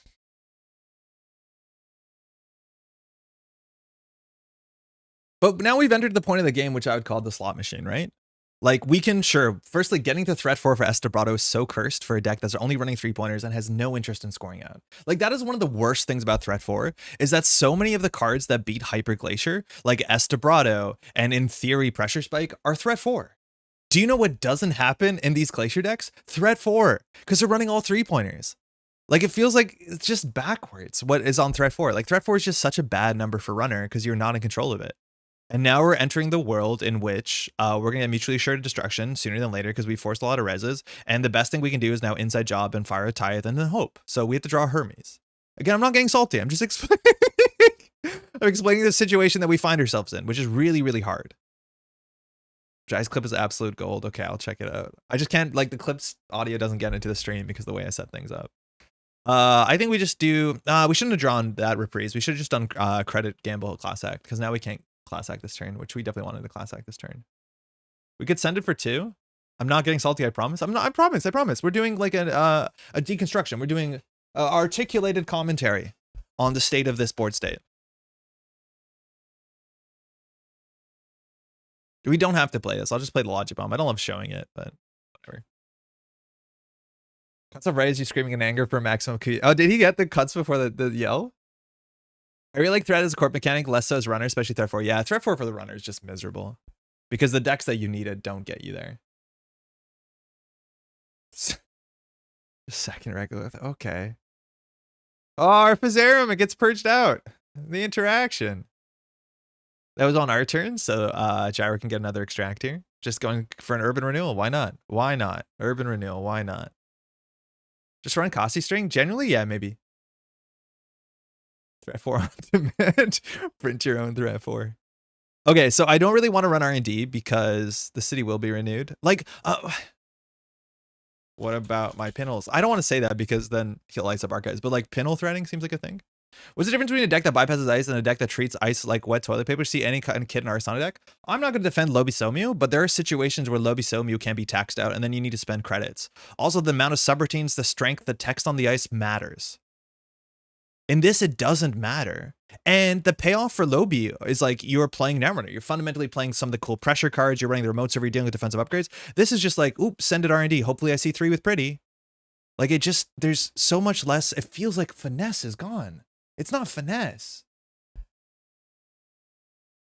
Like the fact that Inside Job is a multi-access tool doesn't feel good to me. It's like blackmail R&D interface for people who played a long time ago. But like, I don't want to defend Lobby Somi. I think Lobby Somi is going to be more reasonable when Kid is gone, but you actually have to break things. Arissana is very interesting. You trash ice. Arissana has to install a breaker suite. Arissana can't deal with, like, there's a lot of things that Arissana is more interaction based and actually cares about the text on all the ice. I don't think we do anything here. Backstitching is on HQ. Okay, what do we want here? Inside Job, Fazarum, Debrado. It's not the career fair. Problem with Lobby is it makes every other breaker look like a kid's toy. So I've only seen very few situations when you can actually tax out Lobby. Shout out to like the Chris versus Antoine matchup we got on round 3 of an NPC Montreal. Beans. That's kind of neat. But overall, yeah, it's pretty. Okay, so now we have to get a HQ mark. We did. Let's get a Hermes. I tried.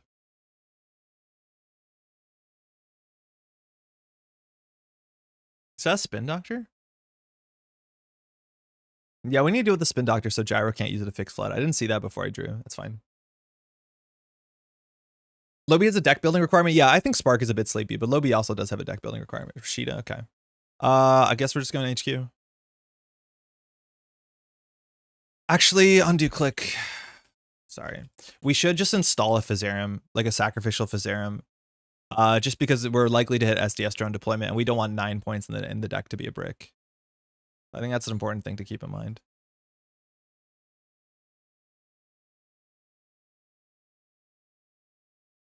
Inside Job. Now we don't have to use the backstitching, it's fine. We can actually technically run back this turn twice. Oh no, it's our last click. Oh, this is cool, because if it's a virus on R&D, which it looks like it might be, we can still backstitching this. The rise of acid spam is in part because ice matters less, sort of. Especially compared to well-optimized decks. Bypass needs a lot of tools and validate Glacier decks. I don't know what the last sentence is, but yeah, like, orthogonal strategies have been really popular over this last summer, and it's because the efficiency of breakers with ice, right? Like, it's a turbine thing mostly, right? Like, turbine was a problem, buzzsaw was a problem, the card draw from Anarch, the late game inevitability, like, yeah, it was a problem. That going horizontal matters a fair bit. I don't know exactly what part of the argument that's coming in on, but like, I'm not saying that stuff is good.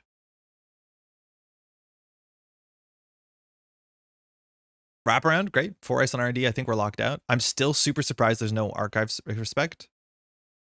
Now we're seeing 2 cards in hand, which is kind of cool. Hedge Fund? Distract. Oh, shit, we knew that was in there. Are we lumping acid spam with orthogonal strategies? Yes. Because I think most of the acid spam decks are orthogonal acid spam decks.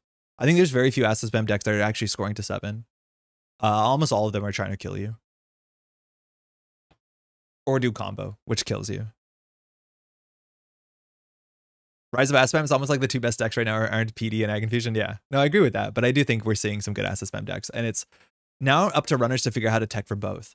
I think there's a scare going into Worlds that we'll see like big Wayland Glacier. And we saw like an Earth Station do pretty well at the event yesterday. And I know like Rotage has been playing a bit of a jammy Built to Last. Like, I think people are scared to figure out if they need to play Turbine, and if they do, how many.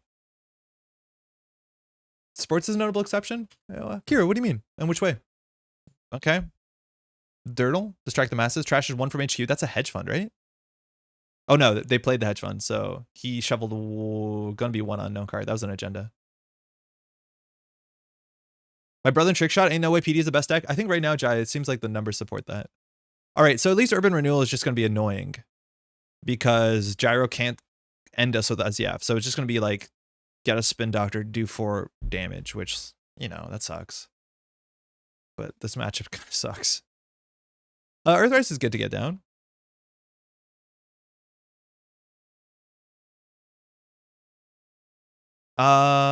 We're on threat 3, so we could die to Angelique. Sports is acid spam trying to score out? I don't think so. I think core damage sports is more of a trap deck. Veruca sports is more of an acid spam deck. Yeah, that's true. And then there's just like tempo sports, which is just like tempo sports. Okay, I think we needed to draw the backstitching and... Oh, I did the wrong card. Excuse me. Sorry. We want the Earthrise there. I phased out. Ag Infusion has to be better than P right now. Ag Infusion is pretty good. I just think Ag Infusion has some really rough mashups unless you change the deck a bit. Like, I don't think you want to be playing into crew. I think that's really hard. How's it going, Changeling? We'll draw once. Oh, yeah, we have this. Threat 4. Oh, no. Threat 4 on a deck that the corporation is going to score out agendas. How are we going to use this? I think backstitching is more important. And we'll just take 4 meat damage. We could die to, like, draw double Angelique, I guess. Spin Doctor draws 2, I guess. Core Damage Sports is trying to get some core for Onto scores and otherwise use the Moonpool to score. Yeah, but, like, I don't think it actually, like... Oh. Oh. I've never seen that before. Oh, GG. Wild. What the heck was that?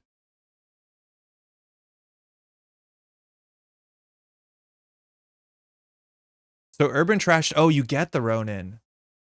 That seems good. It's a shame we don't have a pinhole. Hey, thanks you too.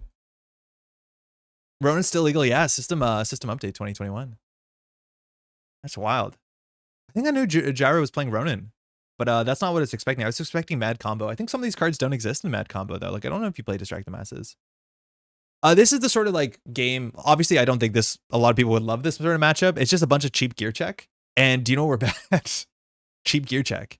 It's also running 8 agendas, I think, out of the 24 points. So we have to touch like steal 9 points and then threat 4 isn't online. This is like a pretty quintessential why I think Mercury is not my jam. 7 damage not enough to kill most runners now? No. That's 4 plus 3, which is 7. So we have Anakam's Stone Chip. Yeah, we don't die. I do think it's actually legitimately very hard to kill a lot of runners right now. 3 pointers to 59. Yeah, Gyro, good game. Yeah, this is just... It's going to be misery for us, that's for sure. Dicey Steelskin Stone Chip? Yes. Anakam's not a help. Pinhole Threading. I don't know if you have to respect Gyro. I think you have to respect Pinhole there, but you might know the list we're playing. Like, if we pinhole that, what happens? I guess you got to push Clearinghouse. Let's do this again. Yeah, that felt bad. That was, like, kind of what I expect.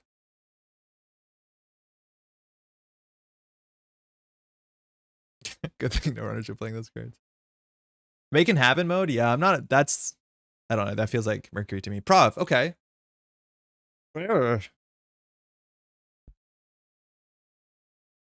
They mulliganed. Hey, best of luck. Have fun. So our opening hand. Economic Carpe Diem. A Pretty Merry if they don't understand D. We don't know what sort of prov this is. If this is like, I'm going to advance an advanceable ice to the moon. At least we have reprise for that sort of. Would love to see a max deck restriction. Large decks are always doing something toxic. On the corp side, yes, Ryan. On the runner side, max decks are like, it's a fun way to play, like Commander. But I think on the corp side, it's, to me, it catches me off. It lands less elegantly for me. I don't like big corp decks. I wouldn't mind too, though. But I imagine we might be the minority thought there. Okay, so the first time we run, successfully, advancement counter. So people play traps, people play Chekkas, people play Urtica, but also people just like advance like tree line to the sky, which is, it is what it is. We're not going to do anything here. If we had an inside job, should we send it HQ after Mulligan? Yeah, we should. Oh, sorry, Jai. I didn't watch the clip. I don't have audio set up. Like the problem with the streaming is I won't be able to hear the audio. So what I'm going to do is I'm going to grab the clip and I'm going to open it in a new tab so I can have it, but I won't be able to view it on stream because my stream setup is a bit scuffed. But I appreciate the clip because it's probably very funny. And you even labeled it. Okay. That's very cool. Thank you, Jai. All right, sorry. Inside job, Earthrise. We don't need a second Earthrise. I think that's as much as we're going to think about that.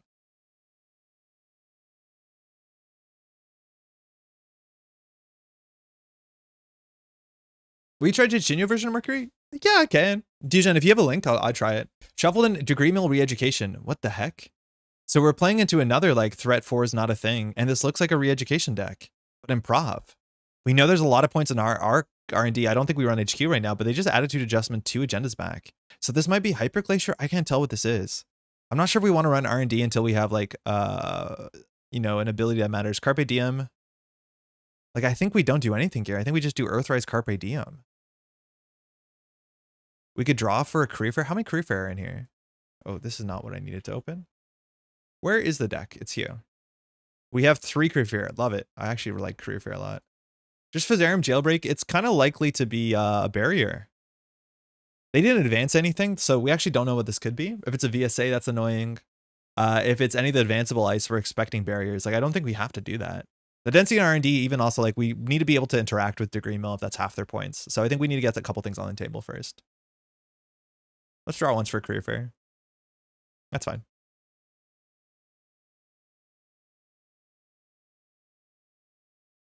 Anyone know what kind of NEH encoder is playing a Summer Showdown? Alex, you can find the deck lists. Top cut players, their deck lists are public on Aesop's. It was like what's it called? Kill combo, like Snare Bears type kill combo. I think 0 ice, yeah. But you know the Spin Doctor to put attitude adjustment in. Oh. Recurring the recursion. I wish attitude adjustment removed itself from its game. I wish every recursion card did. Fusion, merci. This won't open. Oh, I didn't copy it. Copy. Can't copy it?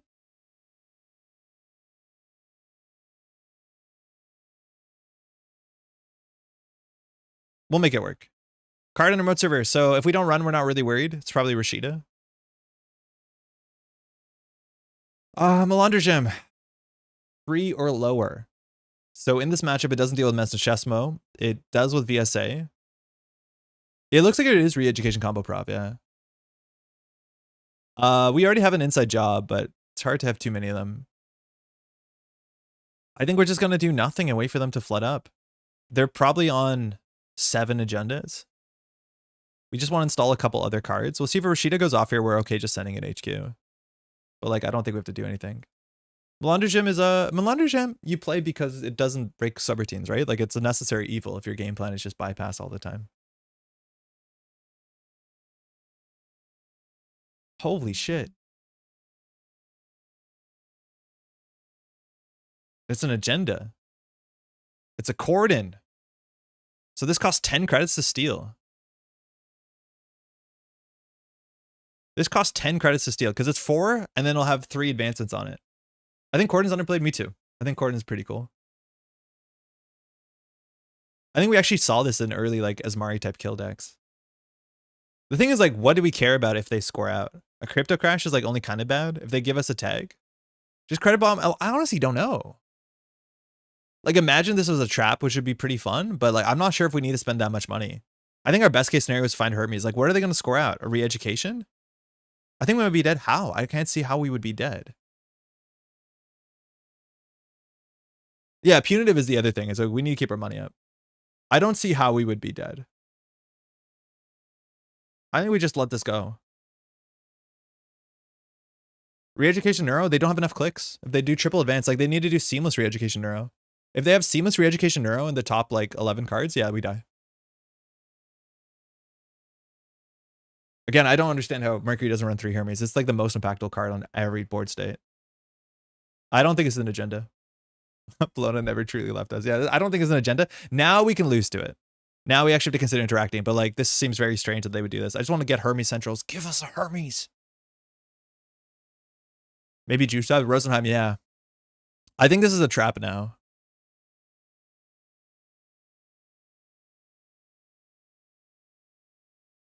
I don't know what's going on. I can't read this board state. We could take 6 damage. We technically die if it's a Urtica.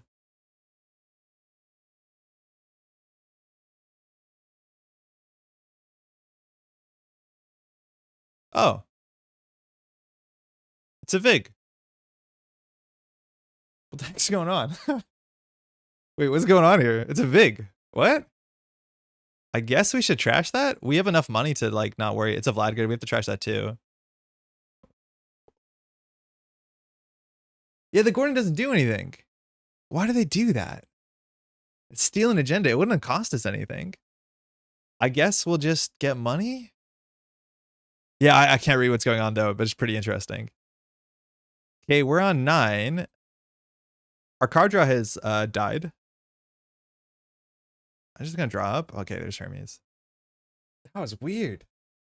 They spent a lot of money on that VIG. HQ flooding, they did one attitude adjustment. I'd be surprised.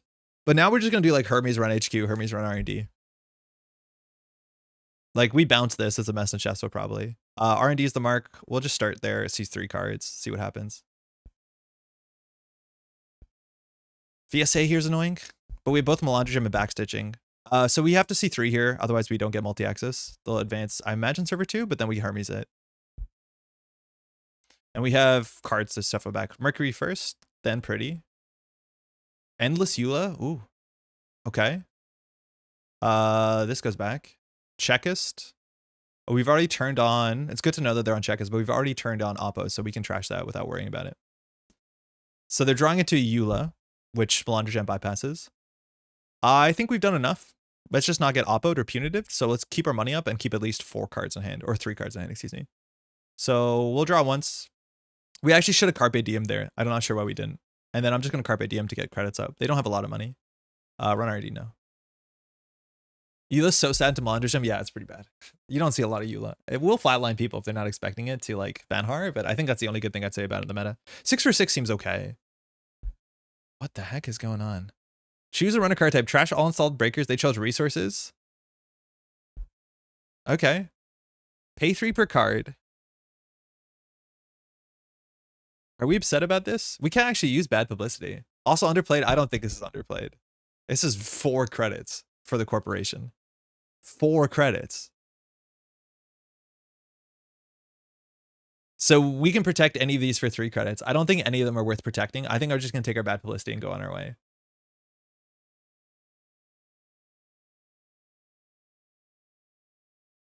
Class Act we don't protect.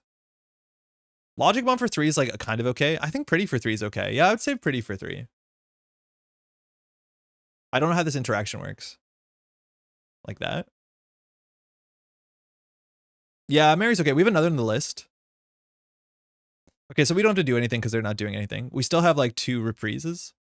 We just need to keep our money up, but their money is like, doesn't exist anymore. I think you played a Nuvum, it didn't say non-icebreaker. If it said icebreaker, it'd be kind of messed up. But the problem is like you want to place an acid deck, but it's also the worst in an acid deck because giving bad publicity to an acid deck doesn't make any sense. It's also 4 credits, right? Like you can play an Oppo Research. What's more impactful?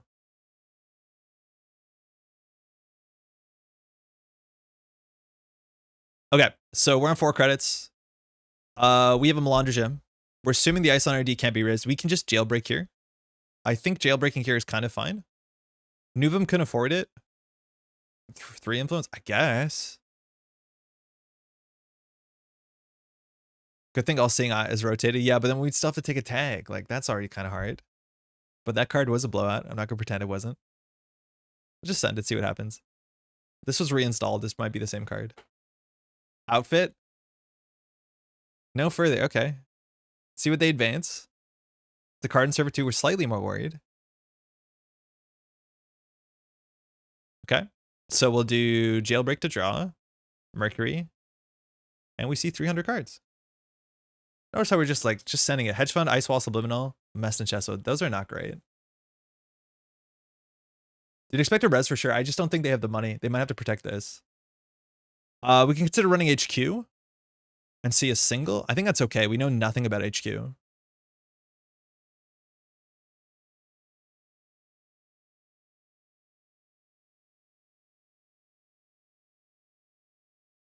There's agendas in there. They also just shuffled the deck, so they're not drawing to those cards. They drew Hedge Fund, Ice Wall. They have Hedge Fund, Ice Wall. There's agendas in here, 100%. Okay, we're on threat 3. That's good. I think Pretty's gone. I think Melandrium's gone. Oops, board state. I'm just gonna click for credits to not die to punitive. I don't see how we do.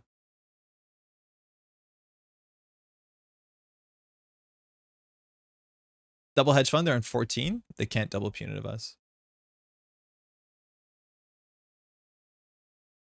Like, if I had any other criminal ability, I honestly think we'd be putting on more pressure. That being said, running your mark kind of stinks against Pravdivos because running is disincentivized, which that's great. But like the extra cards we've seen on Mercury, I don't know if they matter that much as opposed to like getting extra cards from Zaya or whatever. All right, we have some threat 3 respect. That's cool. I think we can just sit back and do nothing and wait for them to flood. We know nothing about their hand besides Ice Wall. This could be the bounce advanceable ice, but we don't have to do much here. I think we just draw throughout the Hermes, daily casts, credit. We're ideally trying to find a Pretty Mary and an Iru, and then we'll try and do a Haymaker to close the game out. We know they're only on 5/3, so whatever they put in the remote server, unless it's like a clearinghouse, I don't know what we have to interact with.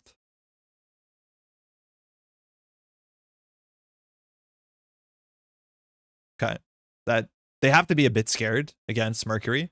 We did play our inside jobs sooner than our Estabrados, and these are less flexible over server 2. We'll draw one. I'd rather install the Class Act and Earthrise, just click for credits. We don't have to do anything quickly. Great. Reprise is now a dead card. Gordon's is another reason to keep our money up that we don't want to overextend. Okay. So if it's a shipment from Vladisibir, like what can they do? They can do business as usual. Then they can do advance. They can also now do like advance this, res. Like they can actually maybe combo us. Actually, keeping the Class Act was better than the Earthrise because we could play this around combo because this actually could be a combo. Assuming that this is Neurospike kill. Yeah, we probably should have. That actually might cost us the game. So we have a couple things to do. Firstly, we can run server 2. At a minimum, they're resing an Ice Wall. We're pretty sure one of these is the Ice Wall. If they res a Mess Chesto, they don't have the money to do it. So I think we just inside job server 2. Now, if they need a res, they need to pay 6, 7, 8, 9, 10. They need to spend 10 credits to flatline us if they have Neurospike Reeducation. So I'm just going to inside job this. That's a combo. They wait a turn to dodge a class draw. Yeah, but that's okay. That's sometimes all we need. You want Vlad Grid and Jupiter, right? You can't. Yeah, you can't do both. So I'm assuming that this is Vlad Grid or, okay, white space, we get past that. That's fine. Now they don't have enough money to combo us, I don't think. This might be the Ice Wall. So Mess Chesto, that's fine. Bad publicity doesn't work well into Mess Chesto. Let alone doesn't work well into white space either. It's the Funhouse. When the runner breaks a subroutine, wait, this doesn't do anything. Henry Phillips, when the runner breaks a subroutine during a run, we have no way to break the Funhouse. I'm gonna bite. I'm gonna take the tag. I think this is actually a checklist. Wait, we shouldn't. Wait, hold on. Actually, I don't think we take the tag here. I'm just gonna walk away. I'll just end the run. Because I think this is a checklist. If it's a 5/3, it's not going anywhere. This would be pretty silly. I don't know how to jack out here. Can you fire and end the run?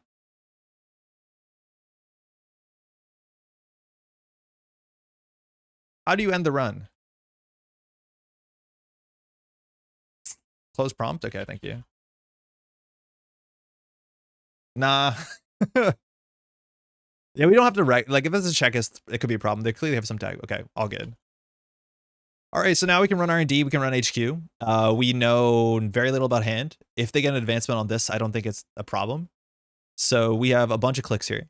So I think we just run R&D C2, run HQ C1 seems good enough.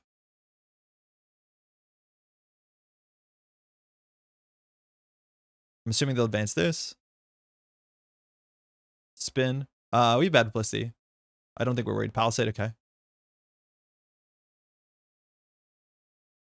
We could get oppoed, but they don't have a lot of money unless it's an NGO. Self-growth program. Okay, so they have tag punishment. Reprise is useless. I don't think we're going to need this next Earthrise. Honestly, don't think we need the Fizzarum. We've seen a lot of barriers, but Mess and Chesto exists.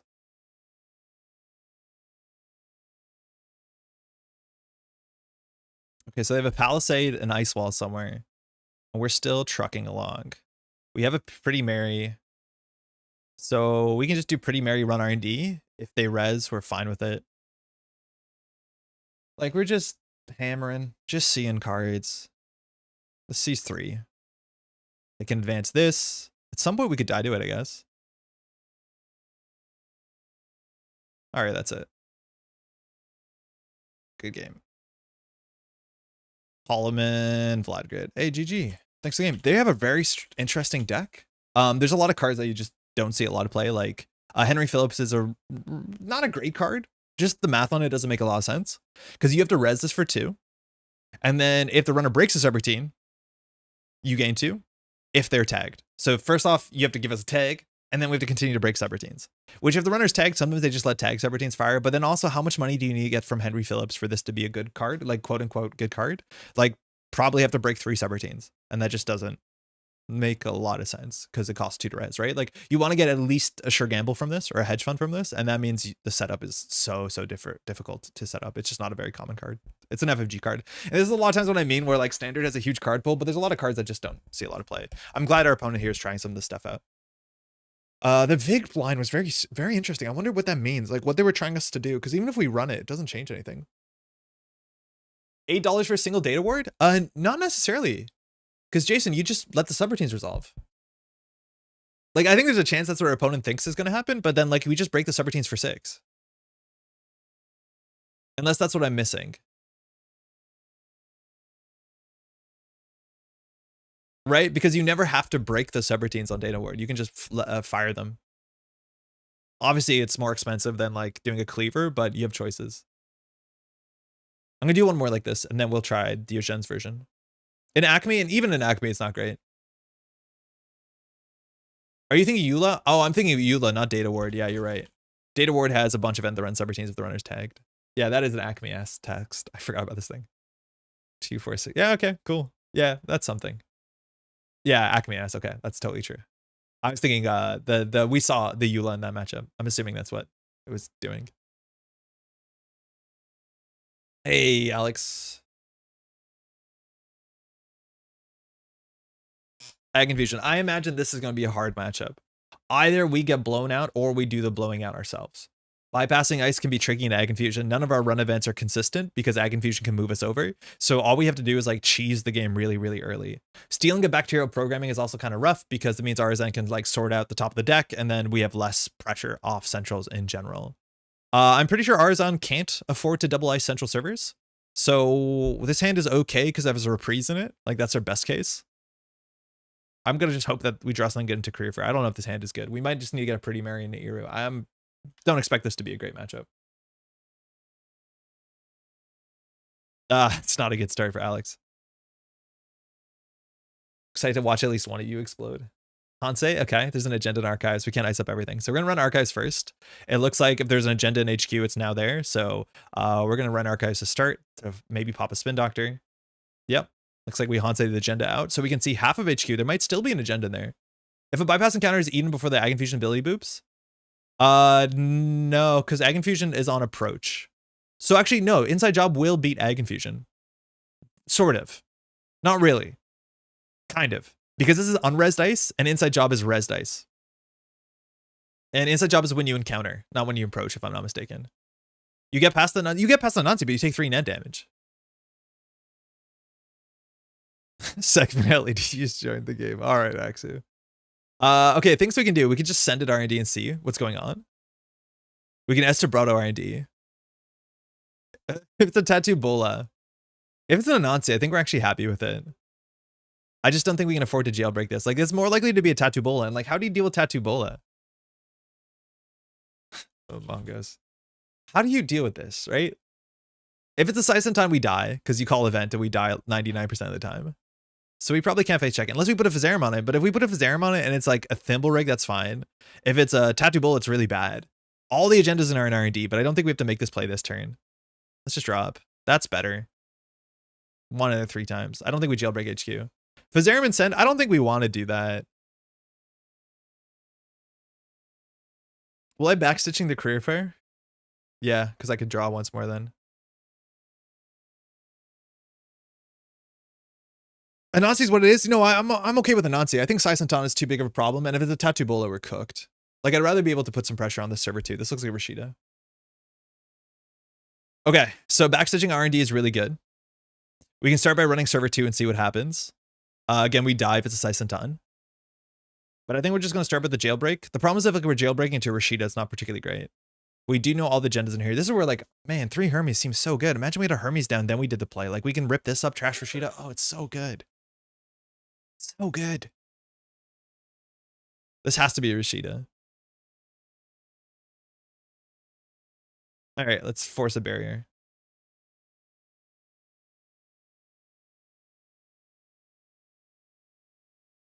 Or if Rashida just clears out your already seen cards, yes. But it also breaks lock. It's a mixed bag.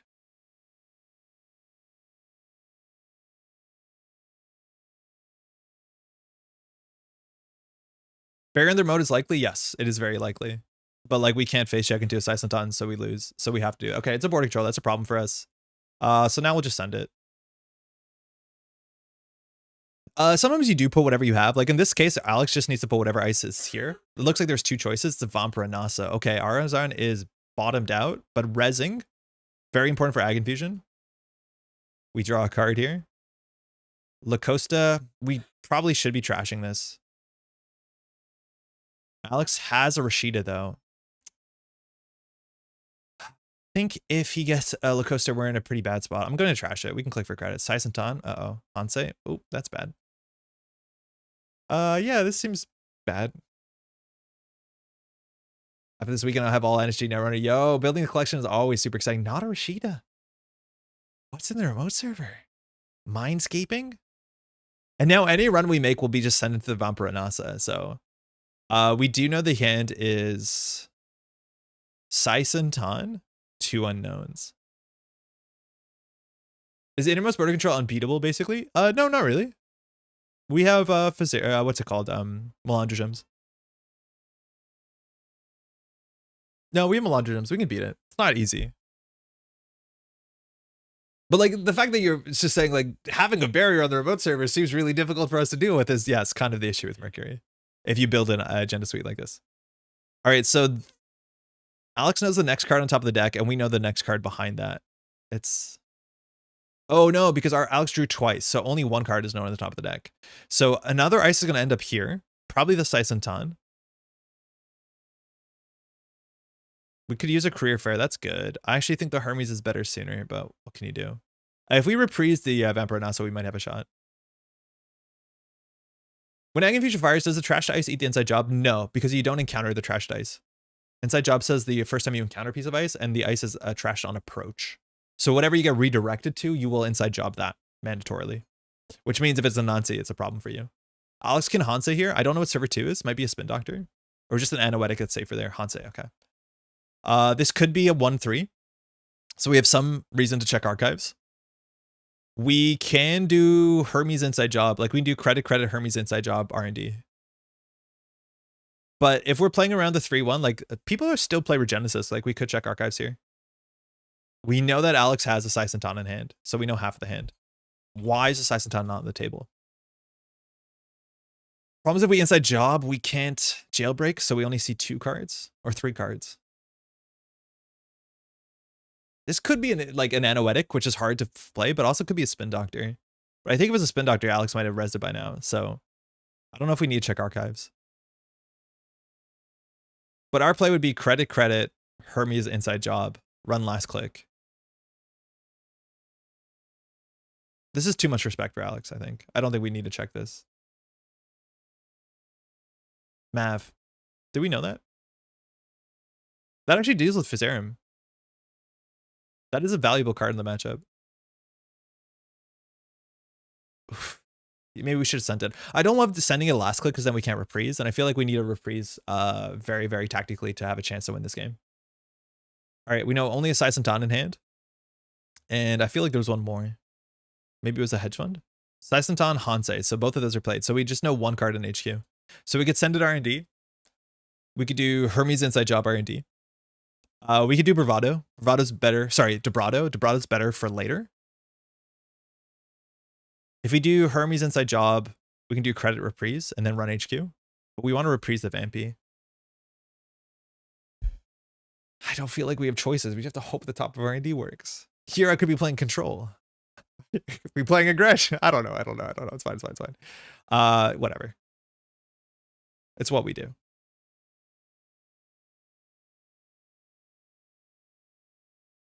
There's probably agendas in hand, but we know a lot of agendas. One agenda got shuffled back. Braun, not a great start. Adrian, can't trash that. You don't often see Adrian. That's interesting. Spin Doctor, can't trash any of those. Oh man, we spent so many resources on those runs just to see nothing. No Hermes? No, we got Hermes down. Okay, so Alex probably has something in hand. This stinks. So this is the opposite, where like we've seen 7 cards and no agenda so far. Maybe it's 7, maybe it's 6. Okay, R&D is now cooked. It's probably the Braun. Should have no credits. Yeah, I don't know if we're excited to trash anything there. We wanted to be able to reprise the turn after. So one of these is a Saisantan, one's a Braun, and then we know that there's an Adrian on top of the deck into a Spin Doctor. Spin Doctor might matter. I don't know what server 2 is. That actually could be a slow roll agenda, because anything else here doesn't make a lot of sense. If it was a Charlotte, it would have been advanced. So it's either a Lacosta or a defensive upgrade, or actually an agenda. Just waiting. Matt, are you okay?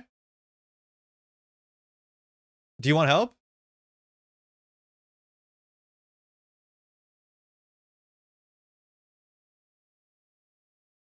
Should I pop out for a second? Okay. Our cat is hunting something. We think there might be a mouse under the oven. I'll update you how it goes. This is not incredibly uncommon around here. I don't think we live in a gross place. But this is something that we have to deal with. So I might have to pop out at some point. Team KF, yo, not Yeti, great video you put up. Okay, thinking. We can see all the hand. I think there's agendas in server 2. What an exciting day for your kitty friend. Yeah, but you technically shouldn't let your cat like bite into a mouse because they're dirty. That is the problem. I think we do nothing here. I don't want to class act to 0. No boop this turn, we can send it to HQ. Right, how's it going? Yeah, I guess we could, but if it's a Saisantan, we also lose the game, and I live with that fear in my heart. Because we know Alex has a Saisantan, he didn't pre-install it for a while. Aren't cats designed to bite mice? Yes, they are, but also like outdoor cats who are probably a bit more rugged and used to that sort of lifestyle. Have you talked about your experience? Yes, I did. I thought it was really, really sick. I shout out, it's fantastic.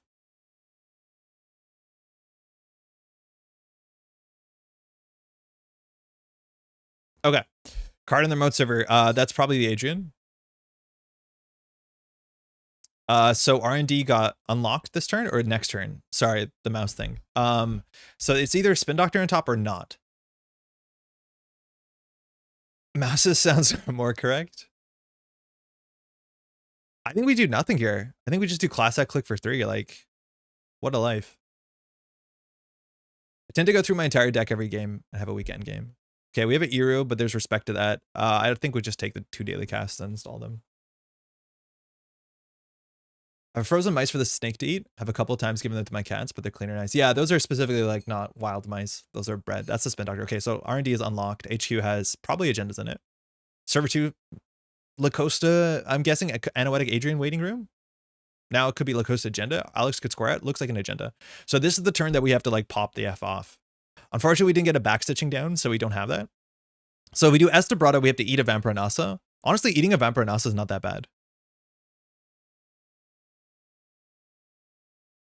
Is that a weird thing to say? Like, I think we have to just eat the Vampiranasa. Like, we just bypass this. If we get bounced, it's not that bad. And then we just have to run this back. It is an Anoetic Adrian Anambo. I'm assuming that it would be Adrian Lacosta. Bottom out on creds first. Yeah, that's actually probably fair. We can't trash though, but yeah, we're going to lose 2 credits. We might as well just get the backstitching down. Or just Eru. That's more interesting. Let's just go. I need to just send it. When all we can do is send. Send we must. Yep. Okay, that res is a bit more frightening. We just let the Vampy fire.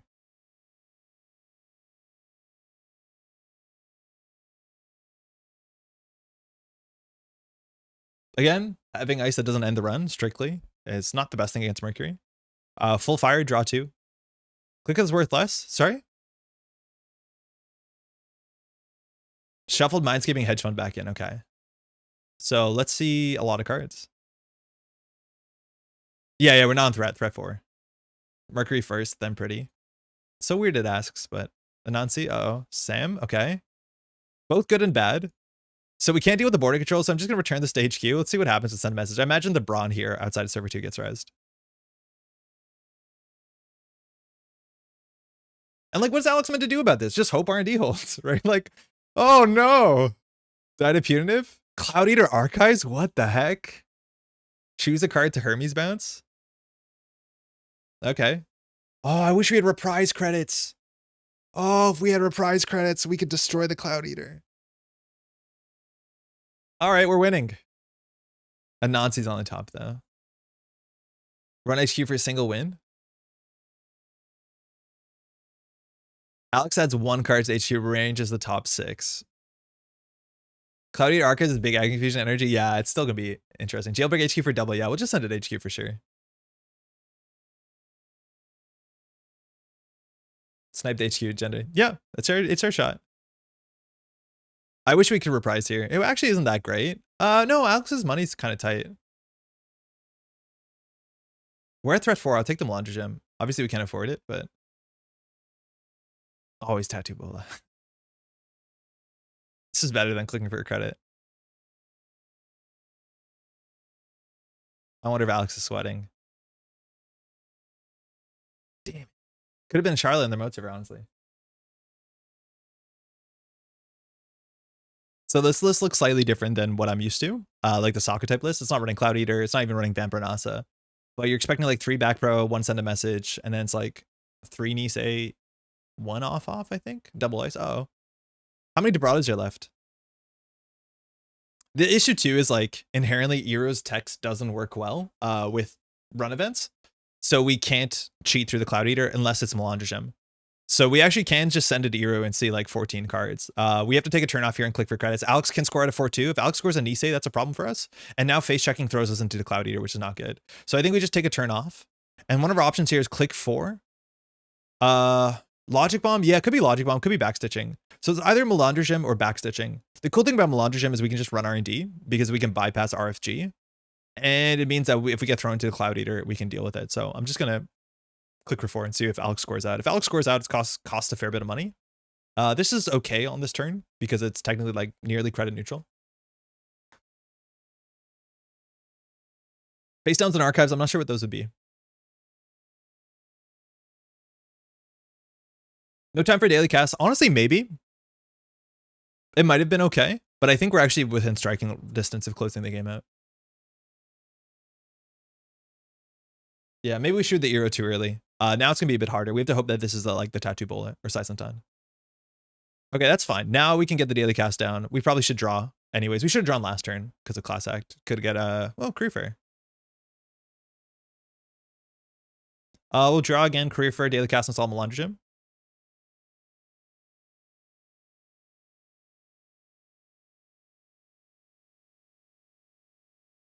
Now that we have Sure Gamble, we're not installing Melandra Gem. I actually don't want to install the Melandra Gem last click because then Arizon knows we have Melandra Gem.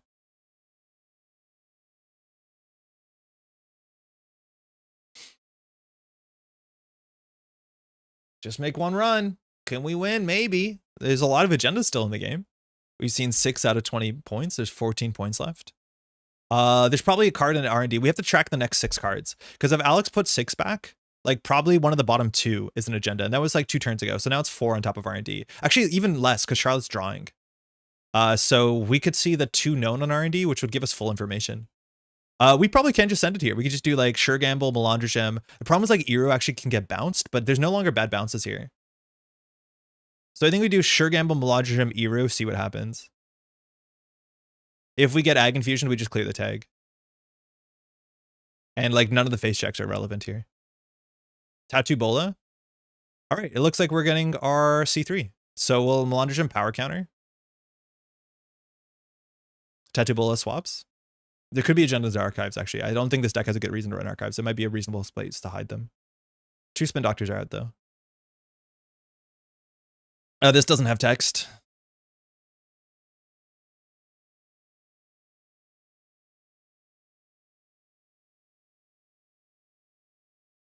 Yep. Fizzles. C5. C4. 4?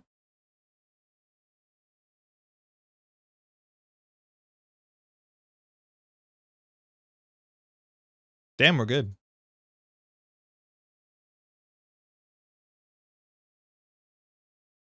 So you tell me, was that interesting?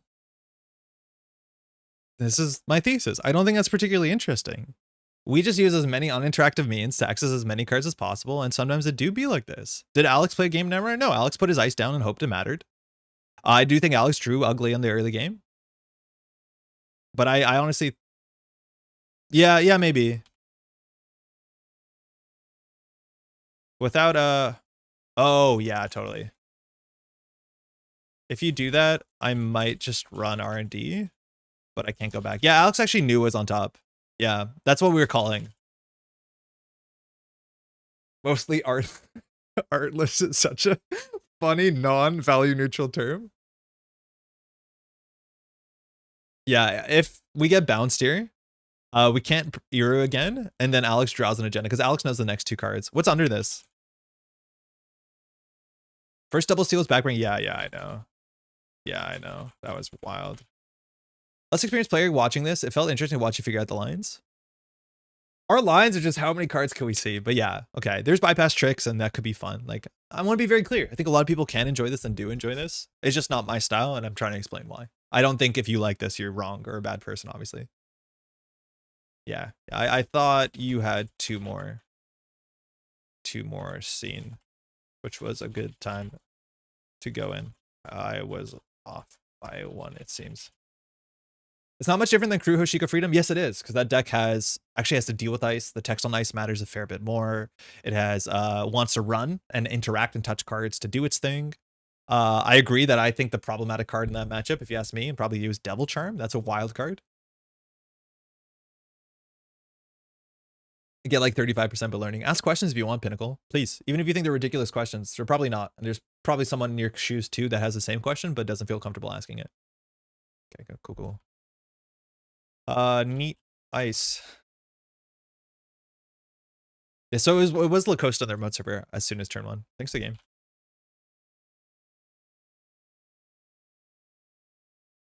I think it would be interesting if the Corp threatened and used Boop more. I think all the times that we were super aggressive, Alex was in a situation where he felt like he had to basically turn the Boop off.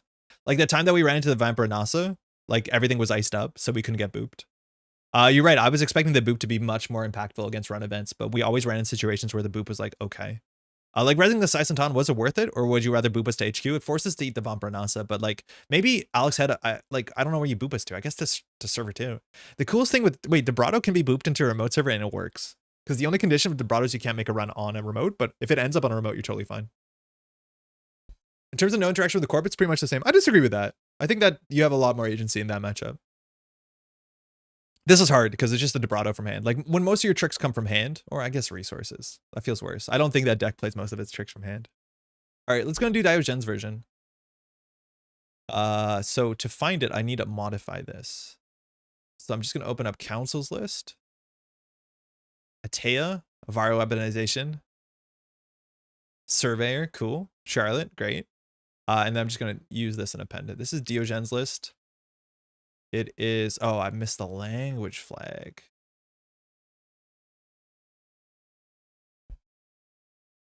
Thematic Mercury. Oh no, thematic. I'm not a big fan of thematic lists. Amazing replay analysis. Okay, so this is the one that came up when we did a really great replay review. Maybe I shouldn't call my own stuff really great. We did a replay review that I think was great, not in terms of the content, but also because it was a fun matchup to do a replay review on. Let's not watch an ad for Lindt Chocolate. I said the name of the brand. I shouldn't have done that. But you can check that out here. It's a replay review. And it's really interesting because it is same very limited option Mercury. We're on 3 Melandrogem, and then the whole suite of bypass tools. Backstitching, Carpe Diem keeps showing up in these lists, but it's also on 2 Alarm Clock and then 3 Jichinyo. Asmund for card draw, I actually think I don't like Asmund a lot. I'd rather just play like Class Act. Class Act is just such a good card in the meta just in general. And then raindrops for face checking is kind of really fun to force the awkward face checks on the remote server. Not so much on central servers because you generally don't want, I guess they can resume ice on central servers. It's not on Hermes. That's my least favorite thing. Like, I think you lose if you're not on Hermes for Mercury because then they build a board state and you can't deal with most board states. Like if enough stuff gets rezzed, you can't deal with it, that I feel like you really need that Hermes power to bring the board state back. Ashen seems silly, yes. I also don't think you're going to get through your deck when you have literally 3 Blueberry Diesel and that's it as card draw. I know Diogen believes in it, and we saw in this replay review, which was a very slow game, that the Ashen gets played at a really wild time too. But yeah, I don't think I like the Ashen at all. I don't think this deck has any card draw. It's also running Concerto, which, like, how do you use credits in this deck? There's literally no way to use credits during a run, so I don't understand why we play Concerto in this list. Classic Andre being critical of Diogen, but I know Diogen likes this. This card seems very not good. Miss Bones is good. That's the most acid tech we've seen so far in a deck like this. To some extent too, like if you can just like win on centrals versus acid matchups, that's okay. But just trashing like a Tranquility home grid cheaper can be pretty good. Alarm Click's also kind of interesting because it's a bit of a nombo with Mercury. If you have Swift back, I do think you can land the knife deck, but I do not believe this is the best knife deck. And I think that was actually a criticism when Jairzinho showed up as like a Mercury themed card, is that like Mercury is probably one of the worst enablers of Jairzinho. Maybe it's okay because you're running all this multi-access, but inherently having multi-access is anti-synergistic, or at least just non-synergistic with Jairzinho, where actually a lot of Jairzinho decks go the way to touch fewer cards, because the more cards you touch, the more likely you end up in a situation where you lose to damage, or, you know, something bad happens to you, where like actually not touching cards and just getting more access is better, and then getting clickbacks with like Sable, or having a smaller deck, or recursion with Steve. I know that works in startup, is more of a thing. Like I do think Mercury is probably one of my the least consistent Jairzinho decks. To make Jairzinho work, you need speed, and Swift provides. Yeah, which is why I would probably not play Mercury and just play the speed of Sable. But I'm not a big Swift fan in this sort of list, I don't think. Triple stack testing with knives is good. Yeah, you don't want to touch cards. In fact, very much don't want to touch card. And Mercury is all about touching cards. Also, because we don't have Hermes, like the touching cards only gets us to points, and ideally we're not winning on points. Ideally we're winning on Jairzinho, so none of it really makes a lot of sense. Concertos for free Swift click, I assume. Yeah, but I feel like there's so many run events. Like it could be, I guess we're on Dirty Laundry. Like I think buy events would be better than Ashen. Not that we have that many installables, but like we have literally no way to spend these credits. If the floor is just player run events, I think there's better run events we could be playing than Concerto. I'm imagining so. If it's just clickless run event, draw a card, I don't know. It feels sleepy, but we'll find out. We're also not in Physarum. I like Physarum with window. I think that's kind of cool. We actually can't use window that well. It's not like we're installing this hardware clicklessly. It's cool. Window with like Swift Jairzinho can be cool. Like that hits the table a bit faster. We played like Azlists that do it. Blueberry seems wild. Yeah, it's because we don't have a lot of card draw. I actually could see Blueberry making a bit of sense in this sort of list, where Blueberry is more about card quality than card quantity. And in a deck that is on Jairzinho, like you actually do need some amount of card quality, not card quantity. When a lot of your tricks are kind of similar, just getting the right trick for the moment, it can matter. But I'm not a big Blueberry Diesel fan. I've played it in decks like where like you just need enough card draw, and like finding the masterwork as soon as possible is super important to turn the engine of that deck on. I don't know if this is exactly an engine deck. Technically it is an engine. The engine is a bunch of blades. Let's give it a shot though.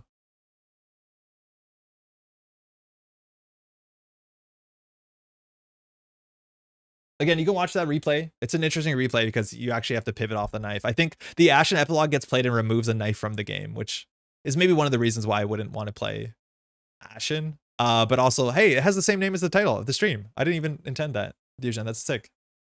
Obviously, Diogen came first. Runner. There are also some good matchups and bad matchups. I think like the cool thing about knife, maybe the cool thing, is that it's good. Like I think knife is a win condition you can pursue in standard. The bad thing about knife is Ag Infusion. Like I think the Ag Infusion matchup is super miserable. Then knifing an Ag Infusion is probably near impossible. However, knifing like a Neerath Hub or Thule is pretty good. So your mileage may vary. Ron usually doesn't play full assets. This is going to be a mixture. Maybe we can use Concerto to trash something. But also, like, we're playing a lot of run events. Like, the most expensive card in our deck is probably, like, Melandra Gem. I guess, technically, Sure Gamble. Like, I don't get Concerto. Okay, this hand has Asmoon to draw a knife as soon as possible, which is next turn for 2 credits. Also, this deck doesn't have 2 viruses or weapons. Like, I only think it has 1 knife. So we install Asmoon to get a knife next turn for 1, if I'm not mistaken. I'm actually not sure if there's a lot of triggers. But I guess we'll keep this hand. That's not that great. Like, 1 Diesel? Inside Job for their Remote Server is the best thing we have. Hey.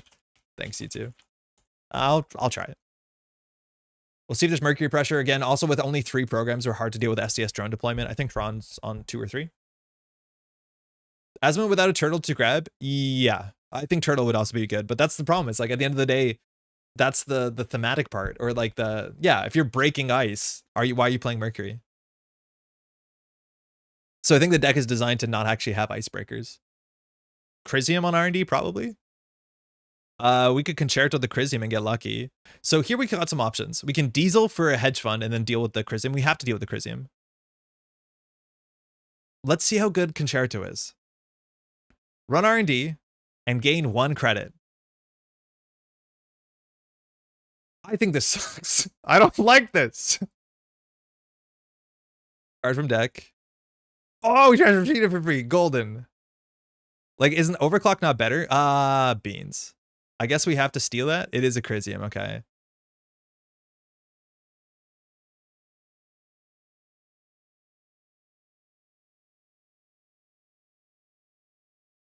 I put the mulligan plan in the deck list. Sorry, I read it a long time ago, Dijon. You can give me feedback if you'd like. We could have pre-installed that. The Crisium is just going to be an issue for us. Like, there's no way around it. At least we have a Miss Bones. So we have double inside job. I'm throwing out this Concerto. When the deck average install cost is 0 to 2, like, I do not know what we're doing with the Concerto. Let alone we don't have breakers to spend the credits on. It doesn't really do much. 4 credits in a card, yeah, massive Ikoa. And we're not that much closer to threat 4. All right. We're closer to winning off points than the knife combo. Why are we stealing? I think they're both options. Like, why is Mercury's text like that? I'm assuming stealing has to be an idea. All right. We don't know what Ron drew into. Server 1 could be anything. I think I'm going to start with the Carpe Diem and see what happens. R&D would be the best case. Great.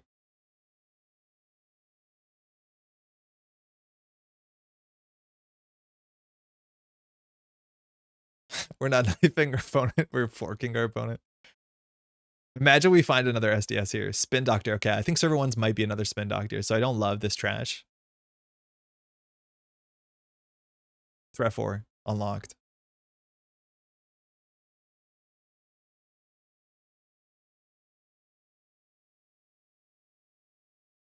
Imagine at Hermes, yeah. And now knife seems really silly.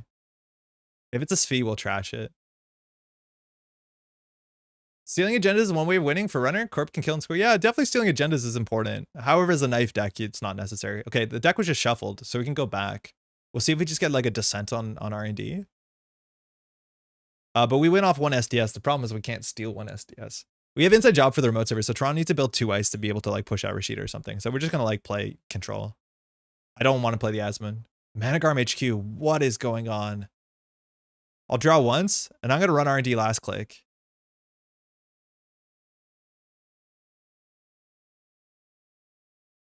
We can't steal SDS. It gives us some read. It's not a great click, but like, I don't know. I'm playing Mercury. I think I'm incentivized to play like this. So you want to go for the knife now? Do you think we should pivot to the knife? Maybe we should pivot to the knife now. Classic op losing on R&D. Don't worry. I'm a knife. I have a lot of work to do. Yeah, we got a knife him. We definitely do. I'll play the Asmon, don't worry. That's not like, this just happens. Like, this is where like the knife and the Mercury together causes friction. I'm glad we're showing how good the friction is. Yeah, they'll never suspect the knife. What is he gonna do? Res Crisium?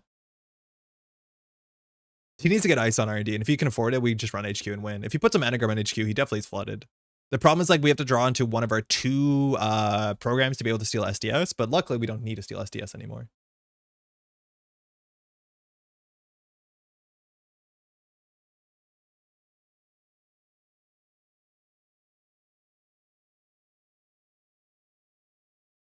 Ooh, remote server. That's Regolith. Ooh, financially stabilizing.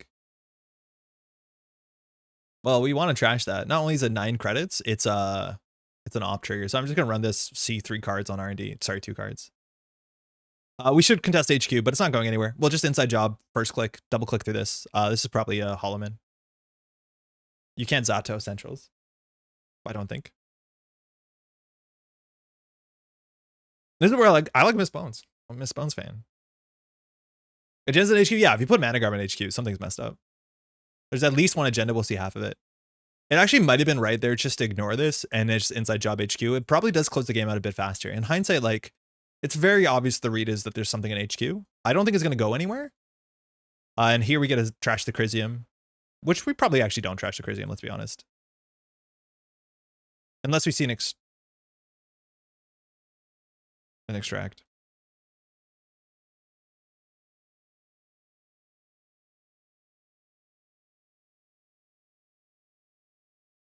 I mean, you didn't get knifed. Some high level. How bad was HQ? That's a problem with Mercury J-Chin. You win more often with multi-axis than one knife. Yeah, so you know what, Diogen? Cut the knife. Don't play the knife. 2 hostiles in hand. Yeah, if we inside job HQ, we win 100%. We should just inside job HQ. We'll do it next turn. How big is this deck? This is a 49. Very nice. Very alt win. Yeah, very, very strong alt win condition. Crisium turn 1. It's okay. We'll touch cards.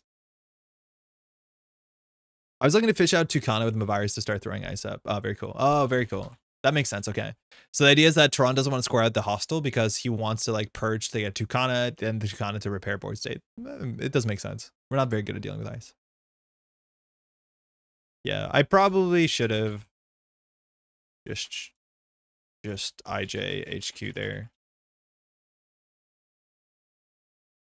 I don't think I need to chase the regolith. 14 cards drawn, 8 agenda points. Yeah, some of that's op, but obviously Tron was way unlucky there. Like op fired what? Once. So the density in R&D is slightly higher. You know what I mean?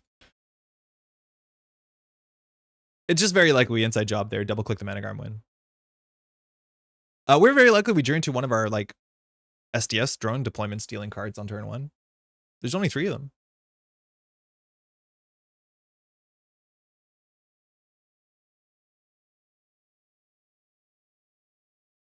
Okay.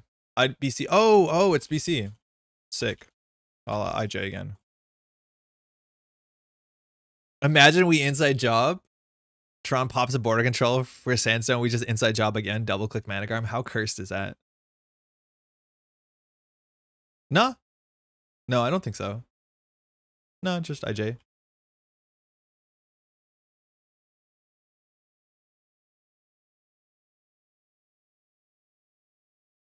Yeah, we can do it. We had 4 credits and 2 inside jobs in hand. Yeah, I think that if the Managarm goes on HQ, we definitely make that play. I wonder if you do put the Managarm in the remote server, just make it annoying. Jachino is better in Los and Sable. I think Jachino is probably best in Sable and like, I don't know, in startup people like in the Steve. Even Zaya, there's something to it, but I would say Sable by a mile. I don't think Los actually is that great for you. Oh, Sable getting the click back is probably a bit better than them spending 2 credits to res. A lot of times they also don't res into your inside jobs, so I don't even know if you get Los consistently. 2 or 3. Classic Mercury. Sorry, I feel like I'm dunking Tron. Yeah, nah. I just send it. Yeah. Thanks for the game. Yeah, that turn, if we were very confident, we can just do inside job HQ. Easily best in Sable, yeah. I imagine so. Sable does exactly what you want it to do. Startup just doesn't have Sable. Runner, let's go. I want Ice to matter and Sensible, but it seems a conflict between disliking both Bypass and Sisyphus. Yeah, I think it needs to be a bit in the middle. So Sisyphus popped off in one of the rounds, I think in the showdown on the weekend. And I wasn't casting, but I saw it from a distance and I'm like, whoa, this is super miserable. And I think the problem is like Sisyphus just feels terrible. And then the ice, like there is a midpoint. Imagine Sisyphus came in with like 2 agenda counters and then you had to spend it. Like if it was a 4-2. Like replacing Nisei Mark II. It was 2 agenda counters that you pop it, forces the Sisyphus effect, but you got 2 of them as a 4-2, right? Like I like that better, where you feel like you have ways to play around it. And right now it's not. It's just like Vampire Nasa twice and Nancy twice. And I feel like if you're not running exactly Turbine, you can't do anything. But I agree, there should be a midpoint in which ice matters. Like I think Braun is a good one. Braun's a really strong ice. There's ways built in to click around it. There has to be a middle point, and I don't think we're too far away from it, but I think Sisyphus is just like, it's all like Stegadon. I just think that there's a couple agendas in this last little part of Netrunner that have been miserable. Just kind of miserable. Just not great. Like 30 advancement logjam is miserable. Yeah, there's like surprisingly amount of stuff I think in the last set and a half that are just like, this is not fun if this works. Like Massive Logjam is not fun. I don't think Sisyphus is fun. Stegadon is awful. One big upside of Mercury getting more games in a stream. Yeah, we played a lot of games. Okay, Fix B. I'm not sure what sort of PD he plays. Let's talk about this hand. We have Carpe Diem, we have Bravado, we have Inside Job. That's okay for the remote server. Bravado is great for the remote server. We have Carpe Asmund. I think we're going to try an Asmund and just get the knife down. I think this is way too expensive. Again, I'd rather play Class Act 100 times over Asmund for twice as more credits. My podcast? I don't know what that means, Aksu. Compare this to the Ampere stream. The Ampere stream like a couple weeks ago, I had fun playing Ampere. Like, I'll be honest. I think we got lucky that we had fun, but I honestly had, like, I had more fun playing Ampere, but I would be frustrated playing against Ampere. I mean, this seems okay. Hold on, let's read really quickly what Diogen wrote. What's the mulligan guide? Swift or Jay Chinyo? Shit, gotta mulligan this now. Yeah, this is a good hand. It's Bravado, remote server, Inside Job. We have no Hermes. This hand's arguably better. Y'all can compare it to the Thursday streams. It's gonna be hype. What, 7-segment LED stream? Putting forth the classic opinion. Yeah, you're right. When we played Ampere, we got like 3 games in. We're like, stream's only 2 hours old, and we are like 7 games in already. Hey, Lockman, putting forth the classic opinion. I think turbine-like effects are cool, but turbine's the most boring version of the effect. Give us some spice. Yeah, I wish it had interaction. Like, I wish turbine you had to call an ice type at the beginning of the run. Like, there's so many ways to make it more interesting. Unfortunately, just the brute force approach to it is elegant on paper, but unelegant in other ways. Are there more weapon cards with just the knife? Yeah, there's a bunch. Jello shots. There's like banner and revolver. Umbrella, I think, is technically a weapon. I think those might be it in the format, but I'm expecting more. But there's a whole bunch of icebreakers. I don't think there's another hardware weapon. Just play Takobi? Yeah, Takobi's okay, but I honestly don't know if Takobi's the best in the meta right now. Yeah, me too. Me too. We'll see it through, I hope. We'll see how it goes. Oh, it's really laggy. Did he even say GLHF? Oh, by the way. Oh, Poison Vial. That's a good one, yeah. Poison Vial is probably a weapon. Good shout out. Oh, Time Bomb. Monty, how's it going? Is Time Bomb a weapon? I thought it was just a bomb subtype. Because I know we used to have bomb subtype. On 5 credits, I'm just going to do Mistbones Bravado. It means that we can trash this. We can now do Diesel. We don't have Jailbreak. I forget we're a knife deck. Gatekeeper, fine. Get that out of the way. If Fixby shuffles back, if he doesn't shuffle back, we'll run HQ. If he does shuffle back, we'll run R&D. This will also tell us if it's a YDL deck or not. I hope the next set will help make Criminal feel like a criminal that's a weapon. Yeah, I'm imagining so. So Ikwa goes back into R&D. So I'm going to swipe HQ because we're assuming that the agenda will go into here. Notice how I'm playing not a knife deck because I think knife is too slow for PD, especially because the deck has very bad card draw. So we could Diesel first. I think Dieseling first here is fine if we get a run event, but this is where like I love that run event, not just bones. Like this is where like I don't like Carpe Diem. I need to be able to run HQ. I'd rather play Dirty Laundry. There's an agenda in here. Okay, so this is the version we think it is, which is a very fast deck. I don't think knife is fast enough for this. I mean, I don't think we can afford to trash this. We'll get that later. Bomb subtype? Yeah, there used to be a bomb subtype. EMP device was, I think, our first and only bomb, maybe? Oh, it was eroded. Ooh, it's now a weapon. I didn't know that. Yeah, we used to have a subtype called bomb, which never showed up on some of the bomb type cards, but apparently now this is a weapon and bomb is not a subtype. I did not know that. That's a cool artifact. What's wrong with Pressure Spike as a card? A couple things, if you ask me. I think it's a playable card in the right format. It's very expensive. If you need to break a Brawn as soon as turn 2 or turn 3 against PD, you're often better pulling off a Propeller and breaking it for 3, as opposed to installing a Pressure Spike and breaking it, which costs you like, I don't know, it's like 11 or 14 or something. It's really bad. Another inherent problem with Pressure Spike, and maybe Shockwave, you might not hear this, maybe this was a comment I made earlier, is because it's Threat 4 text. And on Threat 4, it's meant to be good at dealing with big barriers. The problem is right now, the decks in the format they're playing the biggest barriers are not scoring out a lot of points and are playing only 3-pointers. So by the time you get to the Threat 4 text, the game is either mostly over or you've died to Clearinghouse. So it's best in the matchups that are the slowest. They're running the most 3-pointers, which means Threat 4 is the worst for it. So I don't know. It's kind of hard. It's definitely there's a meta where you're going to feel better than playing a Propeller, but currently in the meta, if you want to break an early Brawn or both two, like Propeller is just a bit better, and maybe in the late game you can put down a Pressure Spike. It's up to you to figure out what the meta looks like. I looked at all the gray and black ops cards to find any sort of pattern as a way to pass airport time. And oh, Monty, safe travels wherever you're going. This looks like an agenda into a 4-2. Sorry, seamless into like, I don't know what, but we not on Hermes. How do we knife? How knife? Knife how? How knife? How knife? I'm gonna do this because we probably need to. I don't think there's agendas in HQ. Wait, was that Rashida? Oh, there's probably agendas in HQ. Swift has Debrado get a click and knife. I was considering playing Swift just to Debrado Centrals. Doesn't make any sense, but. Uh-oh. Uh-oh.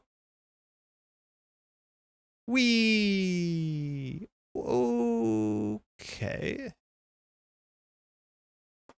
Maybe runners should be playing more Mad Dash to get the threat 4 online against 3-pointers. I think they should. I think if you're expecting a lot of 3-pointers, Mad Dash is very, very good. But I don't know how many decks can play Mad Dash consistently. It's usually like through Cataloger on Shaper, and then not a lot of decks are running Cataloger. Okay, this is, at least Fix is not jamming another card, but we're going to lose in 3 turns. We're going to lose in 3 turns, and our card draw is really, really not good. Yeah, I think the most thing you do is Cataloger if you want to land a Mad Dash. And then you're largely playing Kit, I think. Okay, YDL went back to hand, no surprise. So we can go and dive into the random unknown of HQ. We have no Hermes. If we have Hermes, this is a very easy server to contest. We're not on threat 4 yet, so I'm just going to Concerto HQ. Concerto's card drop. Technically, only technically though. Like if someone's saying my deck doesn't have enough card draw, I'm adding Concerto. Oh, notice how we found a blue. Concerto, what are you doing? This deck has so many 0-cost cards in it. Technically card draw. Sick. Sick. Those are both big problems for us. No, I love no as a button. No. Like, do we need another inside job when we have these many Debrados? Honestly, yeah, maybe. I just... Like, think about this. If we install Asma Pula, the fastest we can, like, get the first knife in is still, like, not barely next turn. I have to do it because we're a knife deck. We'll take 1 weapon. No. We'll run R&D. Just because we need to get accesses, even though it doesn't make any sense. We probably shouldn't go for accesses. It's 3 clicks for 1 click. Asma Jaitinho? Yeah, it's bad. It's really not good. I don't think we should run R&D here. We should get a knife. Yeah, our opponent is probably not too worried about this. I'm more concerned about the no running thing. That's not good. When they have 10 cards in hand, red level clearance is really bad to see. We can't even afford the inside job. Oh, sorry, the Melandra gem, which like Fix has to score 1 more agenda in their mode server, but they're going to be on big deal credits like next turn. I just draw a discard. Yeah, great. We don't want that.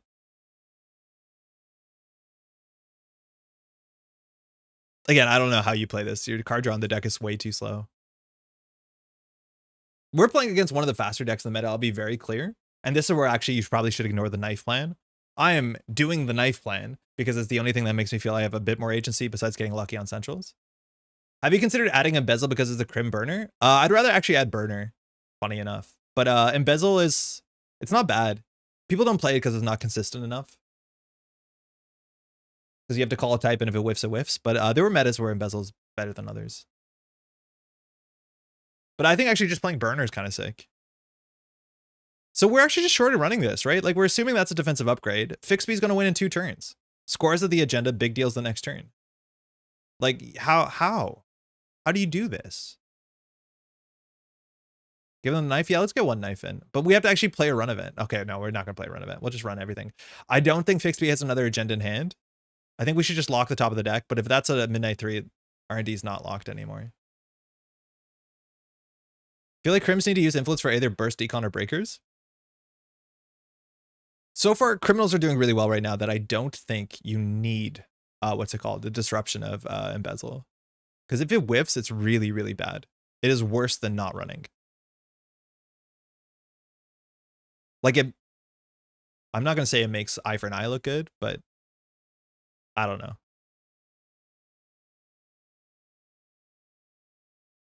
We can't even trash the big deal. Ablative, great, we knew that.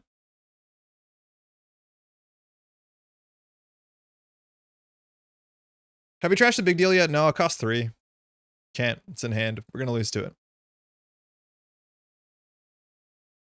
No Hermes. If this Swift is a Hermes, we'd be in a much better spot.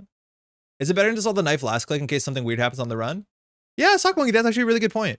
We probably should install this last click. Now, I don't think we're going to steal an Ikawa here. We have to if we see one, and that's the reason not to. But, like, if we steal an Ikawa, what are we knifing? The real thing that we should do if you want to, like, be very deceptive is not do the knife plan.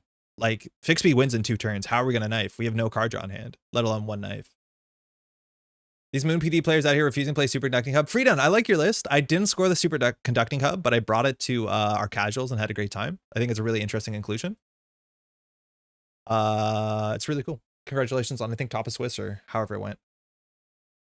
Embezzle is super fun, though. Crim is all about the high-stakes drops. It is. I just think it's a bit too risky. Like, I wish it was more like C3 cards, trash 2 of them, and then, like, don't make the money only if you hit. Like, it's way too feast or famine for me. Don't score a Luminal. Don't score a Luminal. We can lose at this. Oh, no, we can't lose this turn because he can't big deal. But yeah, I think there's ways to make an embezzle-like effect that are more fun. In my custom set that I'm working on, there's like a Stargate for HQ, which honestly might be too cracked. I forget the recent text on it, but it's like run HQ, reveal 2 cards, the corp trashes one of them, you access the other. Which technically the corporation that's obviously very, very good, but it is a program and you have to run it and the program costs money. But it means like oftentimes they'll discard their agendas. You can force people into snares. I think you have to get paid when, like, there has to be text to it, but I'd love a bit of pressure like that. So hashtag ban Luminal. I've been looking at the stats. I think every single PD game that I've lost in person, the corporation has scored a Luminal. Now that's not saying anything. Like, that's not saying much. Obviously, Luminal is really good. But I think the games in which my opponent scores a Luminal, I lose every single one of those games. And I like playing it against PD. I generally bring decks that are good against PD, but I think every single game I've lost, the Luminal gets scored. Sometimes it's about scoring and having 8 hand size, but yeah, it's more about making it harder to get runner to get a 7. I like the idea of free done, just like this is not going to convert really well, but just scoring, looks like Fixby doesn't have the Iqua, let alone another agenda. But I like the idea of just scoring smaller agendas because it should be lower tempo in PD. Lumina for me feels boring because it makes the game a solitaire match. It's definitely an exciting card. The point gets an extra 2 points for no clicks. Yeah, they have a whole extra turn. Yeah, if it was like 2 extra clicks, I think it'd be a bit more. But like the fact that they go from, like in theory, Fixby could have gone from 2 points to threatening lethal in the same turn. That's exactly how I lose every single PD matchup I've ever lost. Like in theory, here we lose to, what was taken back? I didn't pay attention. Rashida. Okay, so we're assuming there's a Rashida in there, Mercury. Guess, yeah. Feels such a color pie violation. How much better burners than most of the criminal competition? I agree. And I think we're going to see Dawn be a better criminal set than we'd expect, but I 100% agree. It seems very, very, very strange that the best HQ pressure card, I think, in the format is not even a criminal card. I'm not sure if that's because burner is too good or because criminal HQ pressure hasn't done anything since Estebrado. And it's not Estebrado, sorry, wow, diversion of funds.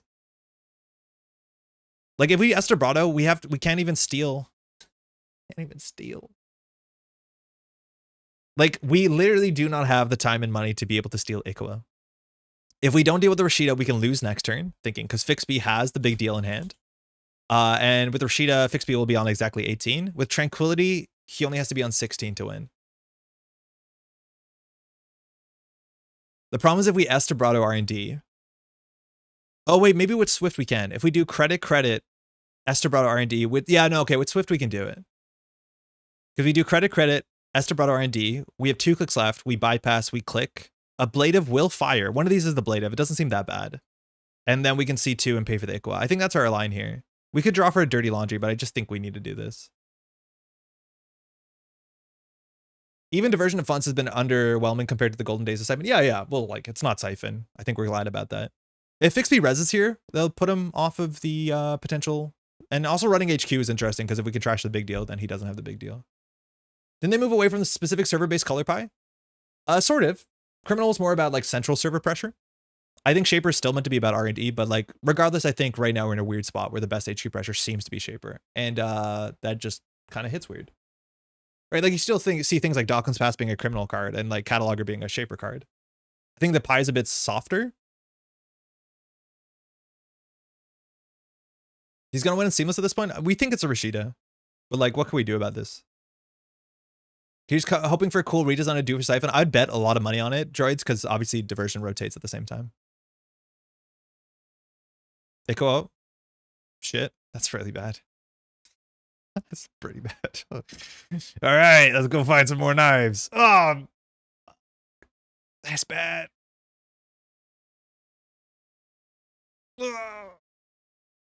Ow, my everything.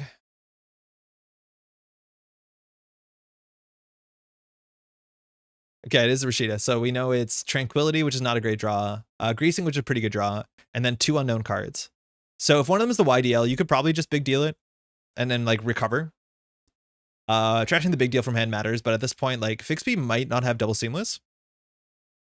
He went for the Rashida back, which makes us think that he's just missing agendas. And he actually can draw more cards with red level. Like even this red level here, you can draw 2 clicklessly because you can get the click back, Greasing on Tranquility, and have more than enough money. So like Fixby actually breaks lock by seeing like 4 extra cards, I think. Even more, because we know, yeah, he has double RLC.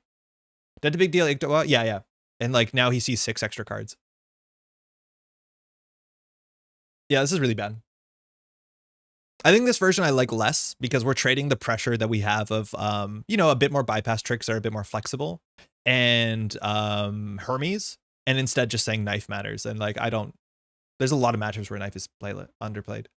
Can you inside job archives? You can. Yeah, you can. Sometimes if you need to get a click, it might not be strictly wrong. Okay, I think we lost now. But yeah, when we only have, wait, did we only have 3 turns? How many turns do we have? Well, we haven't lost yet.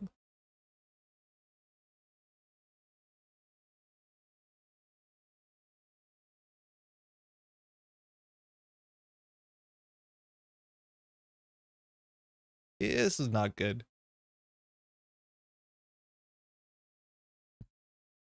Oh, upgrade on R&D. Yay. Oh, how do we win? How do we win? It's also really hard to like come back from low points when the corp is on like you know the sort of games where you have to score 7 points in the last turn before the corp wins, or 5 points even.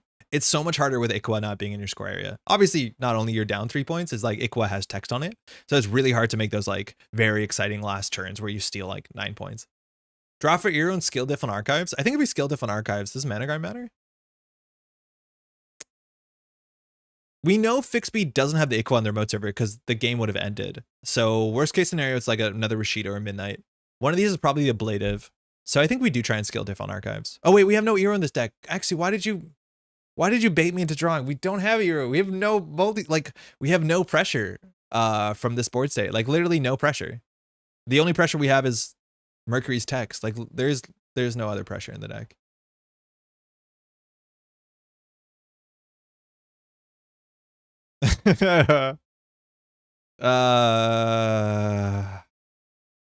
There could be an agenda in HQ. Like Fixby could be seeing an agenda and be like, I want the big deal. And so like running HQ could matter. We could also force a couple reses here. If we want to just like inside job, we'll start this. We need to get more money. Run archives? No. Estabrado? Resomanagarm? Yeah, it takes credits. I think at this point we're closer to losing to double, what's it called? We have double click here, at least for the Managarm. Blade will fire and bring back a Rashida, which is like, that's not great for us. But I don't think anything going on here is pretty great for us. Man, Tattoo Bula, like dealing with inside job and Banhar, I've been appreciating it more and more because you can't choose not to go through the Tattoo Bula when it's Banhar or inside job. It's really great.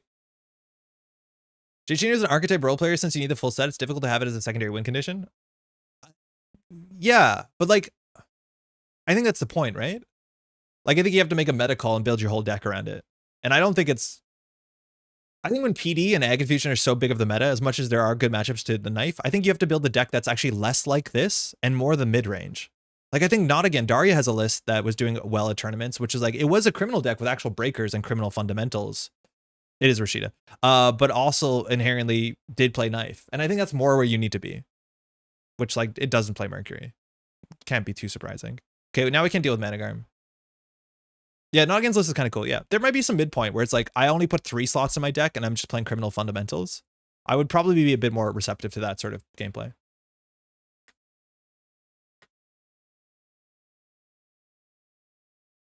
All right, so Fixby is very likely dead the Ico right now. We have to trash a Rashida. We think there's another Rashida in server 1. There's so many ways we lose, but at least we'll take a credit off Mistbones here. The other option is just like inside jobbing HQ, but we can't steal the Iquas, so it doesn't really save much because Hermes doesn't do anything. We have to just hope that Fixby doesn't win this turn so that we have another turn to play the game. But like we've lost many moons ago.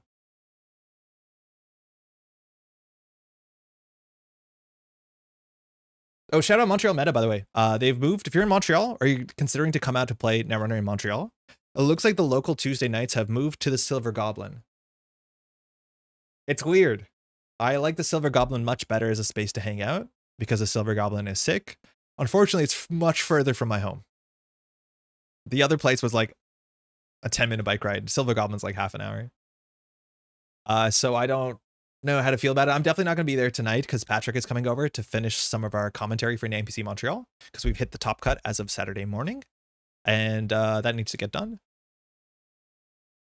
YDL, okay. We haven't lost yet?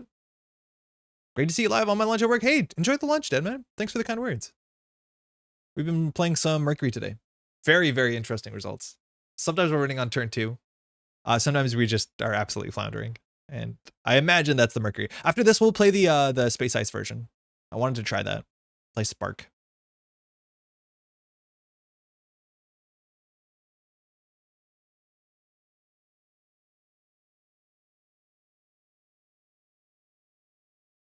What is this? We know Fixby has a big deal in hand, which means that this is a non-big deal agenda, Ico agenda, because the game would have just been over there, which means this is a 4-2 that Fixby wants to score out and then be able to big deal the other. So in theory, you can do seamless advance here, but then you don't have a click to install the agenda. Yeah, midnight, like it has to be that, Andrea, but then why? Like it looks like the Icos are still in R&D. Notably, also, we can't pressure R&D because we don't know how to. But something here got really messy because I don't think we can lose next turn. How could we possibly lose next turn? Seamless. Like, there's no way to score this out because the 1-3-2 is out and have another click left. So we have to consider, like, Estabrado R&D. I want to be the hub so bad. We see Sudden Commandment. I'm assuming if we see Sudden Commandment, Frieden, it's probably not the hub. You're right, though. If it's, like, seamless into hub, draw 2, install a 4-2 big deal, we could lose to the 3-1, yeah. But I think the 3-1 versions I've seen published are not playing Sudden Commandment. They're like Frieden's playing Border Control, I think. Currently, this looks card for card. Seamus Virtuoso scores another big deal score. Sorry? I don't think this deck is on Vitruvius.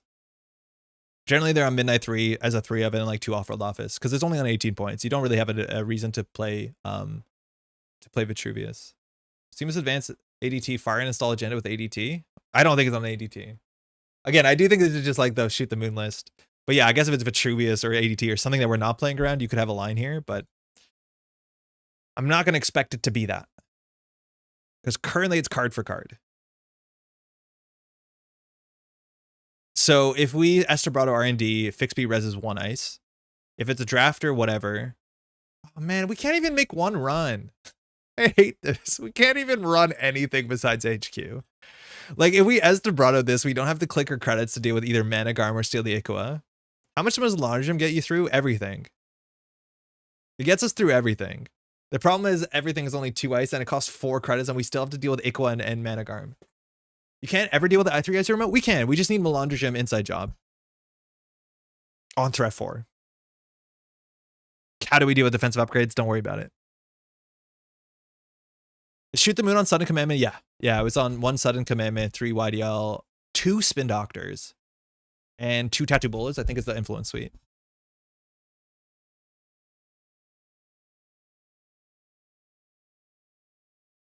The upgrades are not real, luckily. I think they might be.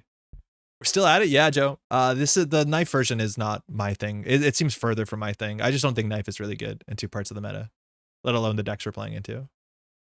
And I think fundamentally, this deck needs way more card draw, way more economy. Like, the fundamentals of the last Mercury deck we played were fine. Like, it just ran all the workhorse pieces. There's no point going HQ. Unless we want to delete the big deal. Which, like, I still think we lose the remote server. Like, we'd have to just click for credits. And hope we have a turn to do something. I honestly don't know. Maybe we could fire a drafter here. And then hope it's not that bad for us.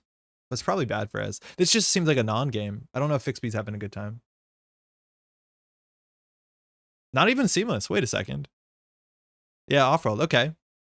So now we lose to any agenda. So now we do have to send it HQ. So that means we inside job HQ, see what's going on there. Steal 300 points.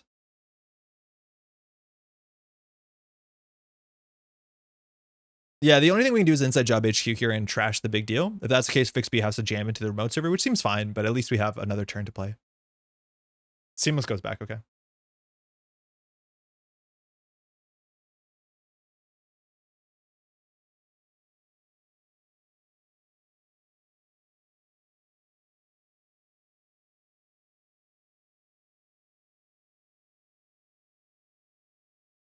Cool.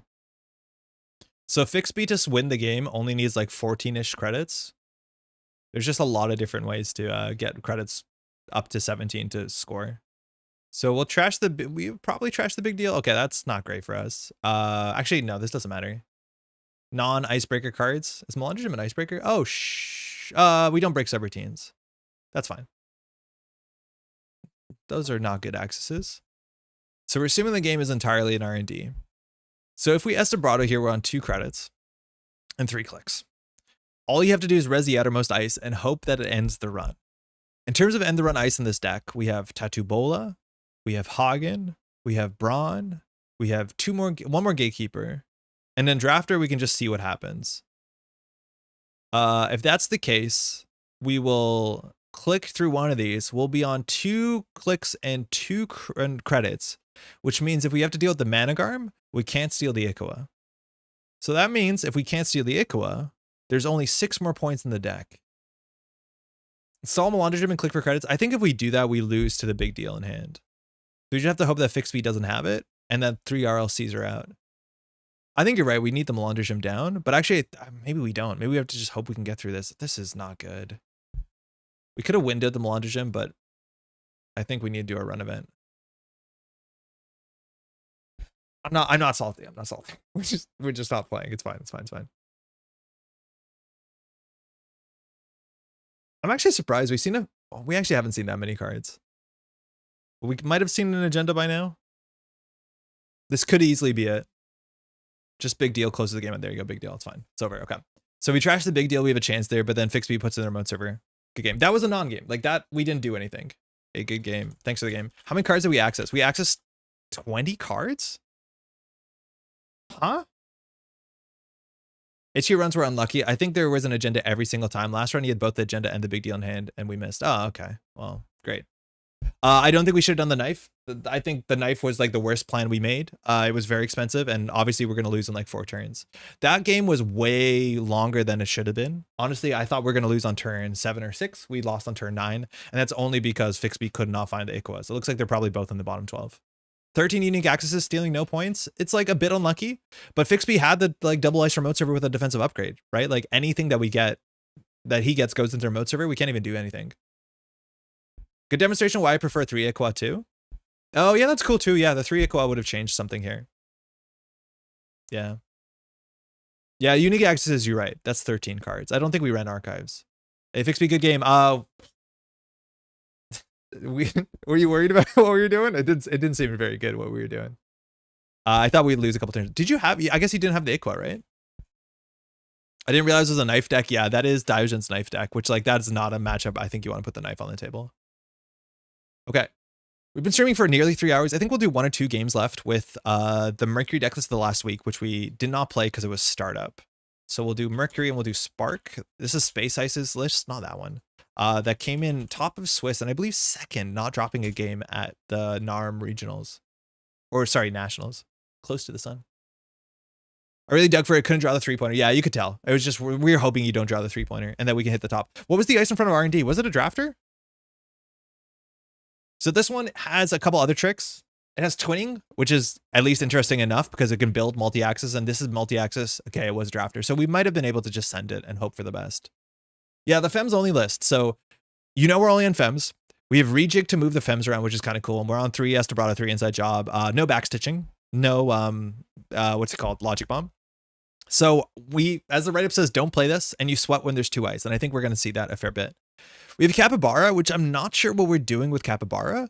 It can derez stuff with Inside Job. I'm not sure you want to derez the card that you femme fatale because not really a point when you femme fatale it. So I'm imagining we want to do that with our run events. We're on 3 Hermes, which is, yeah, that's the sort of, I think, Mercury that you need to land as much as we're on 46 cards. So 3 Hermes seems right. And then we're going to be using prepaid voice pad to play our 27 events, all of which cost money besides, I think, cards paid DM. Sorry, I meant to say career fair. And hope that that is good enough for us. 2 reprise as well. And then we need to charge twinning every turn. Because that's a really big threat, right? Like we're not on Iru. We're not on any archives pressure, honestly. But the idea that we can run R&D, this is what I thought Mercury would be doing as soon as Mercury came out. Thought that was an Akiko list, Fems only. That was last J, pretty funny. But this is what I was worried. Our first Mercury decks that we played in the meta were like this, and they did not do well for us. But we were not playing Spark, for sure. We're really in the Hermes reprise timeline. Yeah, and like legitimately so. If your win condition is like to, again, non-value neutral, cheese axes off of R&D, I think you need cards like Hermes and reprise to like rebuild board state. Because you're like equity into certain board states is pretty rough. You can't deal with 2 ice servers. How do you deal with 2 ice servers? You have to destroy them. And so I think you need reprise. I like it with Mystic too, because it's always 1 cost cheaper, which is kind of nice. Import deck. Let's recommend swapping a Spark for Iru. Cool. Wait, for real? I wouldn't have guessed that. You can probably cut a Spark for Iru. Let's try that. I do like having a bit of Iru pressure. And if people know this deck list of the week, I think actually like changing 1 impactful card in the deck list of the week is one of the best things you can do because everyone knows, or most people get familiar with the deck list of the week. Don't we need the Spark? Like, how do we install a Fem? I love the Haymaker playstyle. Been hard to make it competitive. A bunch of players are doing it. Like they're making it work. It's actually not my favorite playstyle, but people are doing well with it. It seems like we've been seeing Mercury sneak into top cuts, let alone do well at tournaments for the last like month or so. And I wonder if that's just because we're seeing so much HB. I don't know. Or like, I'm not sure what else. The lag is not good. What else are you spending credits on in the list for non-stalling Fem? Managarm. I don't know, like you're right that in the first list we played today, our credit thresholds were like they were close that we had to play around them. Now we're not installing Melandre Gem, which is usually our most expensive install. But you're right. We don't actually need that much money. Also very much worth reminding that Femme Fatale is a killer. The numbers on Femme Fatale are not particularly good. It's like 2 credits to boost 1 strength. She comes in at 2 strength. But you can always use that in a pinch if you need to. But you end up breaking like a Nancy for 9 credits. That's not great. JNet, you doing okay? Oh, cannot select the deck. JNet, come on. You want to let me play Mercury.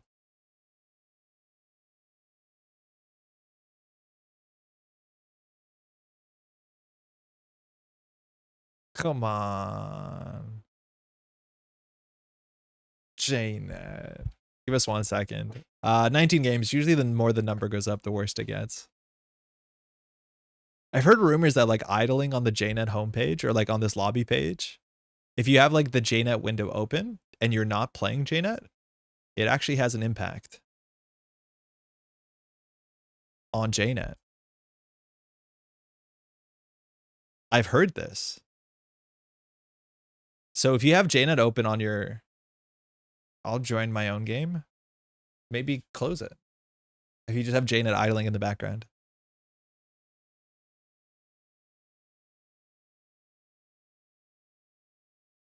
Well, we had a good run today. This might be as far as we get.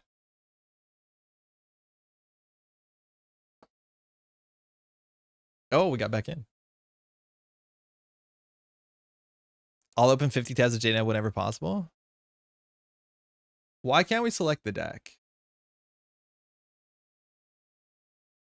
Okay, we did. Vetty has joined the game 17 times. This is like Monty conceding.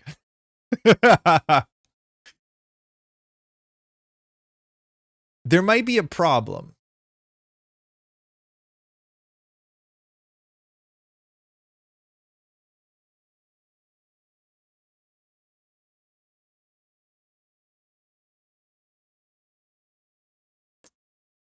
Okay. I'm single-handedly responsible for 47% JNet lag. Sauce, you have all these windows open? What? I got booted from my own game? You gotta make sure you they know when the jig is up.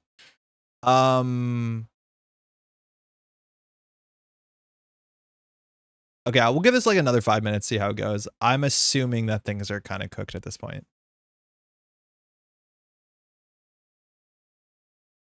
Hey. Yeah, for me too.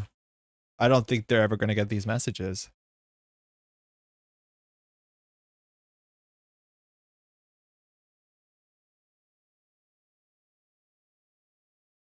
Okay. That might be it for JNet gameplay tonight. Apologies for that. I wish it was any other way. Sorry to Vetty and to Space Heights, who we've successfully avoided playing that Mercury deck again. Click yes for 2 minutes straight for 419 ability. I think JNet is cooked. Yeah, Palmers, you might want to just put on auto resolve at that point, but yeah, I'm not a big auto resolve 419 fan. Honestly, like Encoder missed some of the exposes during the finals of Showdown. I wonder if Encoder is an auto resolve person. This is why I don't like auto resolve 419. It forces you to see. All right. That might be it. I don't think I'm launching a game when JNet looks like this. Sorry, Vetty. We posted that message like 2 minutes ago. I love this Mercury. We'll try and get back to it, I think. But honestly, like Mercury today was as successful as I thought it would be, which was not bad. Honestly, we had matchups where like we were just crushing it. I need to watch the Jai's clip for sure. I just can't really play with sound on stream, I don't think. Tabletop simulator time. Actually, we're going straight to Octagon. I don't know what this TTS you're talking about is. Oh, hey, Snap Season Reset. Oh, Joe, how's it been? I haven't bought the last Battle Pass, and I did not complete it, which is like the first time in a long time I haven't completed the monthly. I like the whole aesthetic of the recent season of Marvel Snap of all the sort of like, you know, edgy, tendril-laden creatures that all look the same. Doing nothing for me, man. Literally nothing. Boot up my top-down webcam. Yo, Monty, I did play Flesh and Blood on top-down webcam. I've never played Netrunner top-down webcam. Eventually we'll have NRO, stares wistfully. All right, I'm going to call this. Okay. Sorry about that. Looks like JNet's just not doing it. I don't know what we're going to do. Opinion on the 5th scenario of the Forgotten Age. Oh, wait, hold on. Fantasy Flight Games. We're going to do a little tangent. Sorry, the Netrunner content here might just like slow down for a bit. If you, okay, hold on. If you're watching this and you have any questions, you have a deck list, you want to get any sort of feedback, we can spend the next 20 minutes just hanging out, doing a casual Q&A and stuff like that. If not, we're just going to do random nonsense. The timestamp in the YouTube video will tell you about it, but we'll probably like close the stream in maybe 25 minutes, maybe a bit faster. No Arkham spoilers. Okay, this is not gonna be Arkham spoilers, but Arkham put out their 2024 prize kit. I have a deck list I want feedback on, not you, actually. Not anybody besides you. I bought enough segments. This is cool. I honestly don't understand what Fantasy Flight Games does for their organized play. I don't think I've actually participated in Arkham Nights because they don't exist. I don't know what it is. The prize support is these connectors. I think those are really cool, but I'm pretty sure when you go to event, you get like one connector because they have to be distributed against all the people. And there's also these standees, which are kind of interesting, as much as I don't know how to designate whether they're exhausted or not. I think those are really pretty. I wish people could purchase these. I honestly want a different way to use standees in Arkham, where like I wish, because I don't know, I feel like flipping the little minifigure card and desaturating it. Some of the arts you can't tell between a desaturated and saturated side. I think last I played with people outside of my regular play group, they used like color wooden meeples, and then they would just flip their like ID or have the little investigator card next to them. They would flip, and they would just use like the blue little meeple would walk around, and that would be your blue character. So that's kind of cool. There's also like coasters, which is kind of neat. I'm like sort of glad that some of these things are not gameplay pieces. Obviously, they wouldn't be like unique gameplay pieces. They'd be alt arts, because accessibility to the Fantasy Flight games kits have been really, really bad. Also, Fantasy Flight games, for some of their like game kits, have been moving to like booster pack stuff. And I think the worst result of that is like Marvel Champions. So Marvel Champions, they're like, you know, it's not like people go to stores to play Marvel Champions a lot of times. Their organized play kits are like boosters that have alt arts of the heroes and some of the villains. And they're really good. The problem is like people sell them on eBay for hundreds of dollars, and the majority of people can't get to them because stores will just put them on eBay, or people will go to a store, buy all of them or get all of them and put them on eBay. It's just like, man, it makes you really appreciate no signal games where if you just want something like the GNKs, you can just buy them. They're super accessible. There's usually enough events. Obviously, if you're not in a place with local play, it's a bit harder, but like this sort of stuff, there's just no structure to get it. I don't think I'll ever see these in person. Most of FFG organized play exists in the sense that its prize support ends up on eBay. Exactly, yeah. Almost all of it ends up exclusively on eBay. And it's really unfortunate because like the Marvel Champion stuff is cool. I would want to play with an alt art cable or whatever. But yeah, it's Duos, how's it going? It's not great. I don't think OP works for this kind of games. I want to play Arkham with random people. I don't mind it. I kind of would be interested. I know some of my play group did it. Usually when the locals, like the store that does it, they do on Thursday nights. So I haven't made it out to them. But like one of the times they would go out around Halloween and they would go to a store and they would play like one of the standalone scenarios. Like I think they were playing the Blob that ate everything around Halloween time at a store after hours. And then the Blob ate the lights. So they'd turn the lights off on the store. Like, that's cool. That seems like a memorable thing. I'm pretty sure they played with players who were playing with just core set decks that were like new to the game. And you could argue whether that's frustrating or not when you're trying to win the scenario and you're the person next to you is like playing their second copy of Knife. Like, that's not great for you, but I think it's a nice way to meet people that care about the hobby, right? Like, it's not always about winning. It's about coming out and meeting people. I actually would be pretty excited to go to a place and play Arkham with strangers and make some friends. Like, that sounds kind of nice, but it's not like very much to understand. Arkham is not a competitive CCG or like LCG. It's not a competitive game. You're meant to play cooperatively. When Arkham with randoms is like the Mega Labyrinth thing, it's fine. Yeah, exactly. When you have to work together and it's like a model UN, I think playing with people you don't know is actually kind of interesting. Hey, Tom Jane, how's it going? Janet's a bit down right now, so we're just doing a bit of a tangent. Very few places seem to run the Arkham events in the UK. I don't think that's that different from anywhere else. It's just not a thing I've seen. I think I've seen one Arkham Nights at all in Montreal. And like Montreal has one of the most board game stores per capita. Like Montreal is very interesting. Go to Arkham Nights with Dawn dual decks? What does that mean? Oh, man. Can you read Cobalt Bubble's comments on the latest Neon Static video? Yeah, I've read it already. I want to actually hear Cobra Battles and your thoughts on the rest of the matchup. I think Cobra Bubbles was talking about, okay, there's a comment here. Read more. So I'm saying okay, this is the Lad versus Mari game, but I'll confine myself to weighing on the Sam versus Mill debate. So the question with this Azmari deck is whether you want to play Send a Message or Degree Mill. And this is the change that happened recently to the lists. I think Cobra Bubble's recent version that won the Scottish Regionals is the best version of the Azmari deck I've seen so far.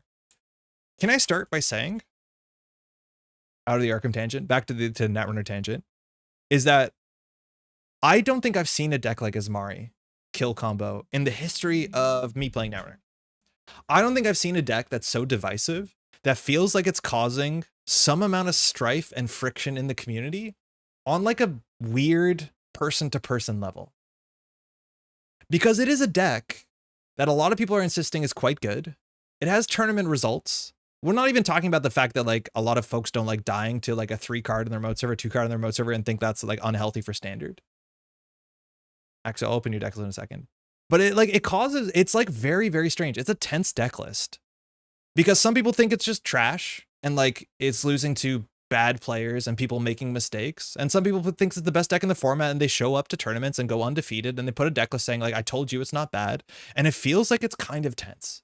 I don't like it. I've never seen a deck list like this, that people are on both sides of the fence and people feel like they have something to prove and people say like, no, and it's just dismissive. And it's really strange. It's genuinely a very strange feel and I don't like it. It makes me a bit uncomfortable.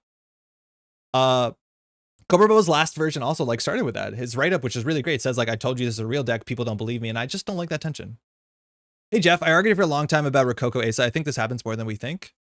But Rococo Asa, it's been a while since I've seen Rococo Asa. I don't think it's that I don't know. Maybe. But it is weird. It's very strange. It is a deck that is causing more tension that I'd like to see. That I don't think it's notably strange.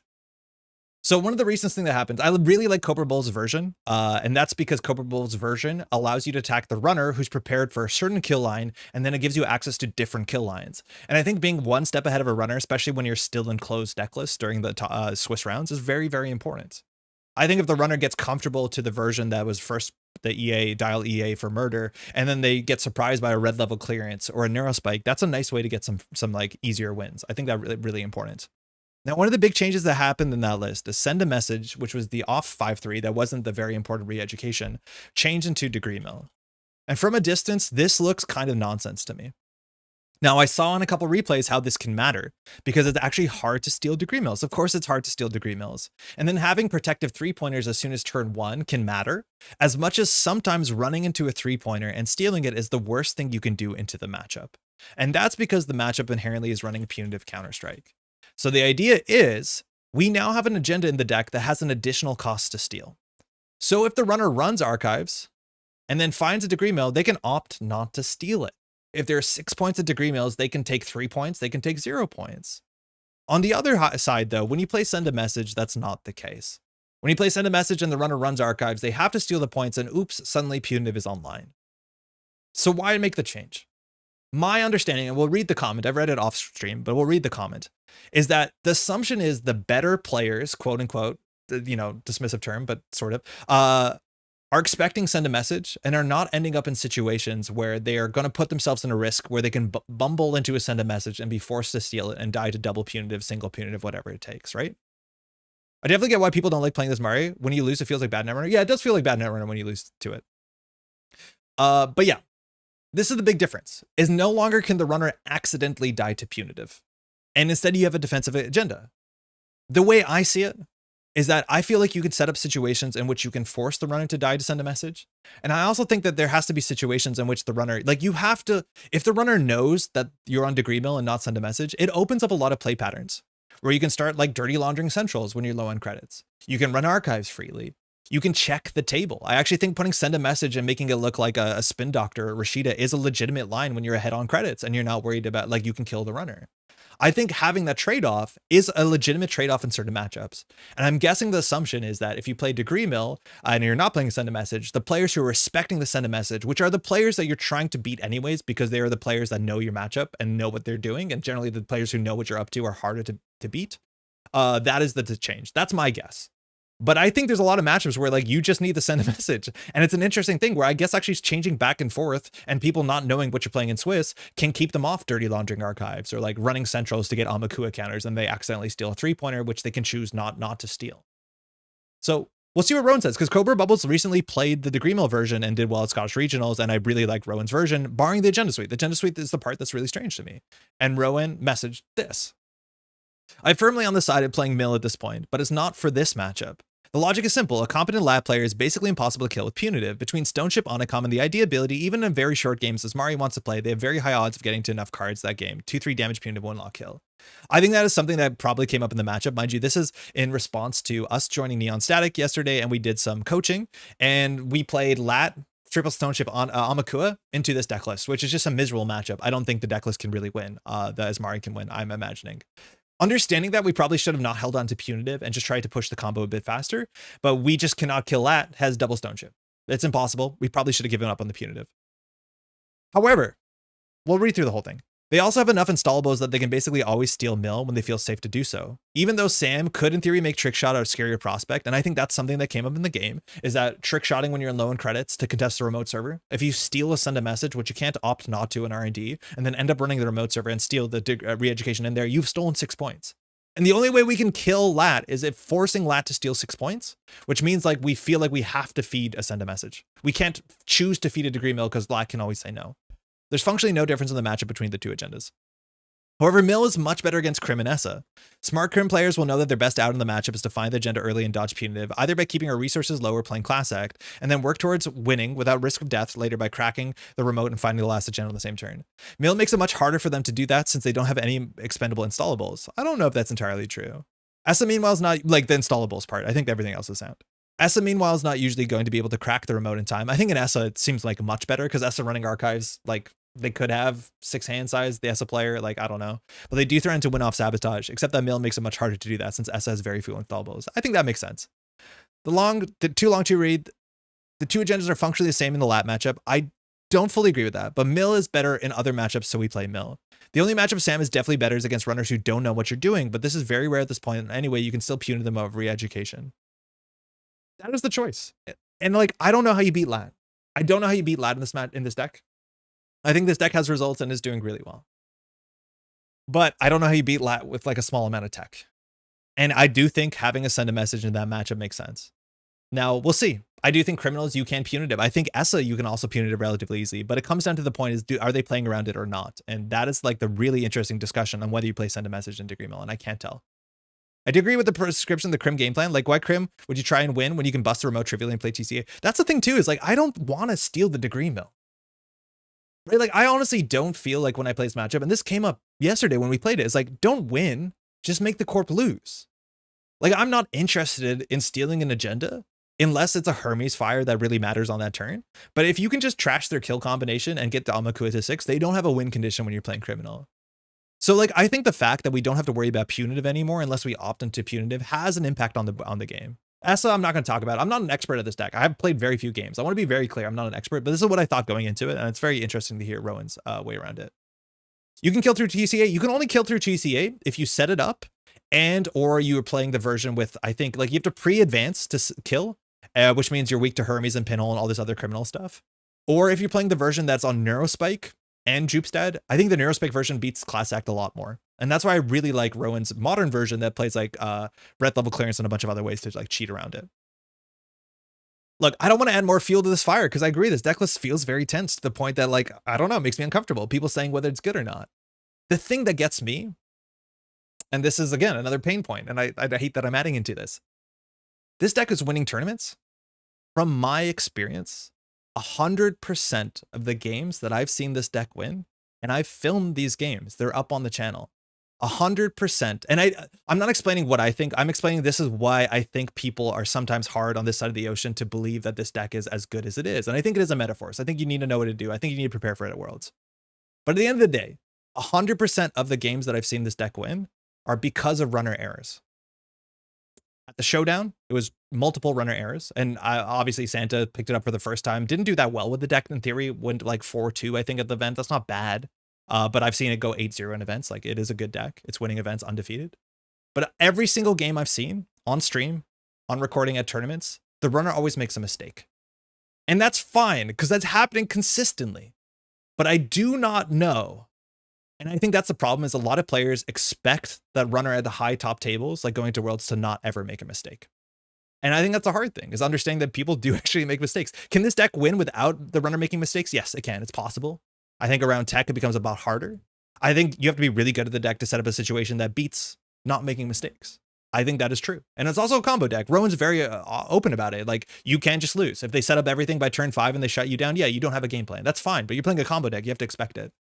I think that's going to be a bit of a divisive take, and that's why I think this deck is so divisive. But at the end of the day, every single matchup where I saw this win is because the runners made a mistake. The question is whether you're hoping to not make mistakes at Worlds. And I think everyone hopes to not, but they do.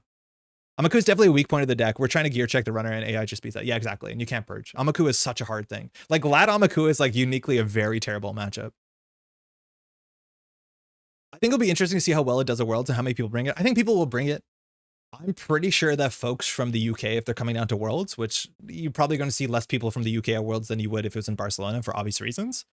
Not that non-UK players won't bring it. It did just win like a more American event for whatever that matters. I don't think people think UK players are not good in that run. I think they think they're really good. They have one of the biggest scenes.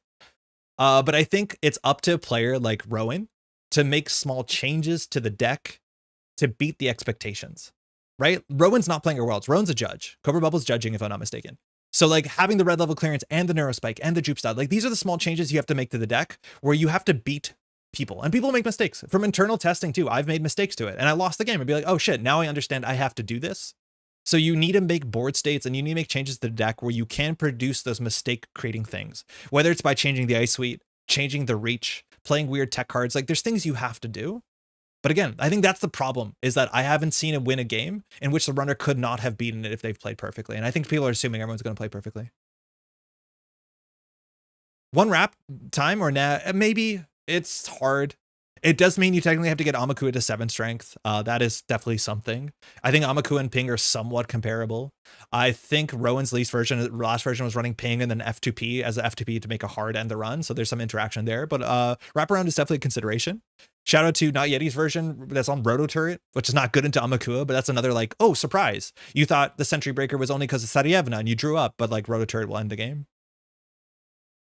Krim definitely let the Corp win that last game. Yeah, in the showdown, like, unfortunately, I think Cody is fantastic, but Cody made like a bunch of mistakes, especially on the last turn. Have you seen the Seb deck from Italian Nats? Went undefeated 1. No, actually, I haven't seen the results of Italian Nats. Seb won Italian Nats, London? Is that what you're saying? I think the best version of Azmari includes some random card to force mistakes from the runner. Yes, I agree. I think the best version of Azmari at Worlds is going to have an attack line that people are not expecting, and it's going to subvert expectations, which is probably going to do very well. But then the question, and like a lot of top tier players have this going into Worlds, is like, do they want a deck that wins Swiss, or do they also want a deck that wins top cut? And the Azmari deck with open deck lists is such a fundamental huge change. Not only because the deck is only running like 3 kinds of ice, so you have so much information on how to face check, but you also should be entirely aware of what the threats are on every board state. The difference between open deck list and closed deck list for the Azmari deck is a really, really big deal. And not saying that it can't win an open deck list, because clearly it's winning in tournaments. But yeah, it's still tricky. Seb deck is not published yet, but it's a cooker. Very, very cool. Okay, excited to see that. I have actually seen the results of it's streamed. I think it's on Twitch, A&R Koga. Did Koga save the streams? Again, it's such a weird deck because people are so frustrated with it. People are incredibly dismissive. People think it's the best deck. It's winning tournaments. The tournament footage is like kind of a mess. 59 cards. That makes sense. Oh, one word, A&R Koga. Okay. But it's winning. And shout out to, like, it's a very interesting deck. It's causing a lot of like strife. It's getting tense. It's getting really tense, I'll be honest. People are still vehemently denying it does anything. People are still winning tournaments with it. I've not seen a deck like it. The VOD is not saved? No, Koga. No, it's not saved. Thanks for discussing. I do love the chat. Yeah, I respect the hell out of the deck. It's cool. It's really cool. You need to know how to beat it going to Worlds. If you don't, you're doing yourself a massive disservice. You should play some amount of tech for it. But it's a really genuinely interesting deck because what it does to the meta and how you have to beat it.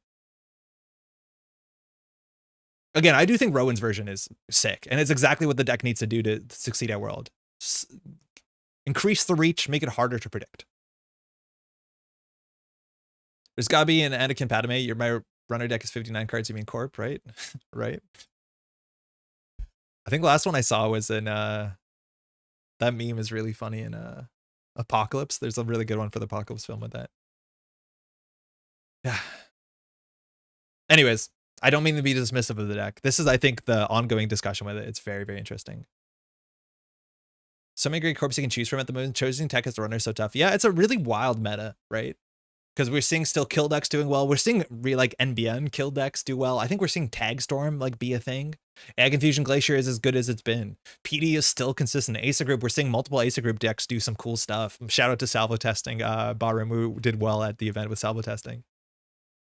Now, all corp decks feel cringe. I'm not really happy with anything. Like, I think making your deck building decisions going to Worlds really matters. Are you gonna get blown out by like Earth Station Built to Last? It's gonna take one testing group to show up with like Built to Last, and then like you need 2 turbines or like Hush to feel like you're competitive. It's a really weird meta where I feel like making the deck choice and like really forking people in an ugly way is gonna be a problem. You say that, but I killed Jana when he installed Caldera. That was a double tube version. I really also like last night when we played, like, I think the version that was played last night on stream on Neon Static was like the worst version of the deck, if you ask me. Again, I'm not an expert of the deck, but like, I really don't like that version.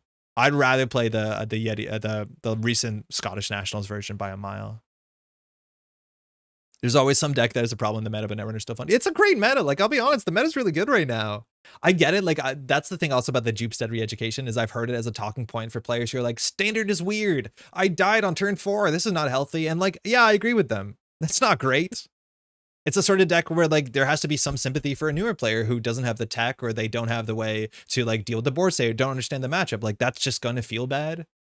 Like skill issue is not the easiest way to like make HHN hard hitting news more fun for casual players. Like you can't just say skill issue get better because if they just don't play the game anymore. So it obviously came up in the last ban list article. I don't think it has to be banned out, but I do think if people are consistently dying, like the 7-point agenda in the remote server on turn 4, turn 5, like they're not going to like that. Vocal version is decidedly not it. Yeah, I agree. I enjoyed playing it in closed decklist though. Yeah, I don't think it's it. I think the road turn version is better. I think Jupestat is like, I like one Jupestat, one Neurospike. It makes it harder for the opponent to play around. I don't like the Boko version at all. Rowan's list of the canonical one. Yeah, I think it's the best version. I think it's by far the best version. It's the most interesting version too. Again, we shouted this out. Not Yeti put up the video and just going over the replay because it's a very interesting replay because it is somebody playing the deck who's not particularly experienced with the deck, and then Yeti's much more experienced with the deck. And this was done obviously with consent, and it's tastefully done to explain like why these decisions had an impact on the game and what other options were available. Check it out if you want to know more about Azmari and also know how to beat the Azmari and what their game plan is. Because if you know their game plan, you can hopefully beat it. Cool.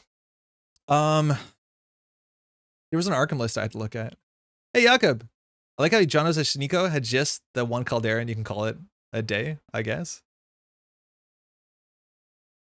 Has anyone actually brought Respirocytes? This technically beats Jupestat combo, and people are talking about it. I don't know if anyone brought this to the tournament, to any tournament.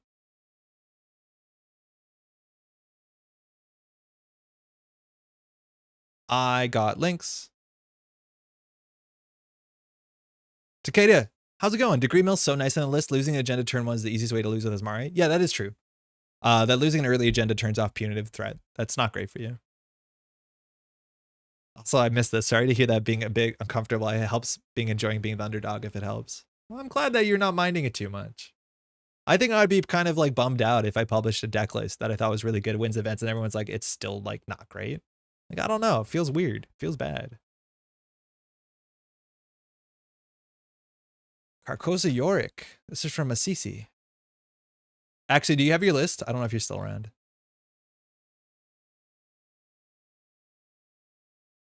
Augustus did at Aldershot Regional, I believe. Rest seems kind of useful in Patchwork, Hosh, or Essa, where you might actually trigger it outside of being a narrow tech card. It's like just not as good as other options. I think I wouldn't play unless it's a tech card. Okay, Axis deck. All right. BCC, can you give me context for what is your card pool and what your expectations are? Okay, I need a, how do I open this in a new tab? Whatever, I'll find it. Figured it out. 1 second.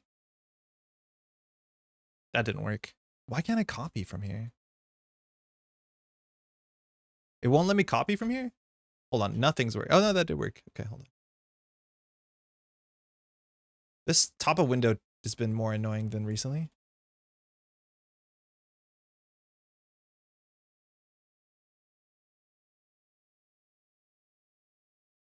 Watch a man use the internet for the first time. Okay, we figured it out. Grave Digger rotate with Order Chaos. This is Yorick. Yorick is really good. Yorick's ability is kind of cracked. After you defeat an enemy, play an answer from your discard pile, playing its cost is just really good. Recursion is good in most card games, this one included, and it's just really kind of fun. Stat line's pretty good. Pretty flat stat line. I kind of would be okay with the 1 book for a better willpower, but middle pack willpower is fine because you only use it generally during the Mythos phase. That's good enough. 3 of 8 is a bit wasted unless you build into it, but it's fine. It's okay. But 4 fight is just good enough. The problem I generally run into with Survivor is that Survivor has a lot of tricks, but Survivor often doesn't have efficiency. So every other class has good ways to do more than one thing for their click, right? And Survivor's good at everything, but generally not super efficient at anything. That's kind of their thing. So just be careful when you're playing, I'm assuming a fighter, that you want to have a way to do 2 damage consistently per hit. So we'll see what we're doing for that, because that's a problem. I've done with Carcosa TFA Investigator expansions in the middle of Carcosa right now, but don't really have a good plan for experience. Okay, I'm probably not going to be the best at remembering what that card pool encapsulates, but I can give you some suggestions. Hey, Santa, there are a lot of mistakes the court made in that last game. I know, Lamar, that was not my finest. Good game, though. Well, congratulations as well. Okay, Yorick, we have 2 guns. Guns are okay. Guns are nice. You can basically reload the gun if it gets thrown out. The problem is throwing it out is really hard. Just keep in mind, as one of the rules in Arkham is that it's not like Netrunner. In Netrunner, if I install a program, I can trash any of my other programs. In Arkham, you can only do that if you're over hand size. So I actually have to install the third hand to throw out the second hand. So if you ever run out of bullets, it's actually hard to remove the gun unless you fill all your other hands, which is kind of interesting. Gravedigger Shovel, this might be a card pull thing. I don't like this card at all. Installing this for 2 and spending an action to discover a clue or fighting for +2 but no extra damage. This is exactly the problems you run into with Survivor. I would cut this card as soon as possible. Just not my favorite thing. It depends on your group. If you're playing solo, I think discovering 1 clue for single action is like a bit more permissible. But generally when you play at least 2 players, you're a bit better at specializing and then not having to ever do this ability. This is pretty expensive. An action and 2 for a clue it's not that great. Machete is fine. It's a core card. It's been around forever. This is a nice way to do 2 damage. And if you're playing at lower than 4 player counts, this is pretty consistent. And then Survival Knife. I haven't played a lot with it, but Upgraded Survival Knife is just a really good card in general. This is limit once per round, so it's not per phase. So just keep that in mind.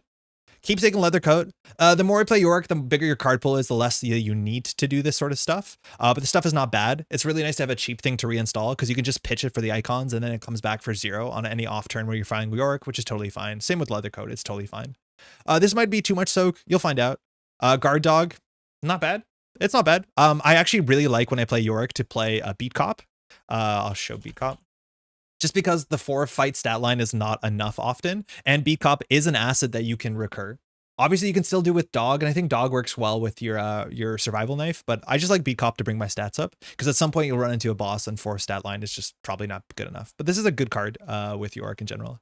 Cornered. Oh, this has been a bit. Discard a card from your hand. Get +2 skill value for the skill test. That's neat.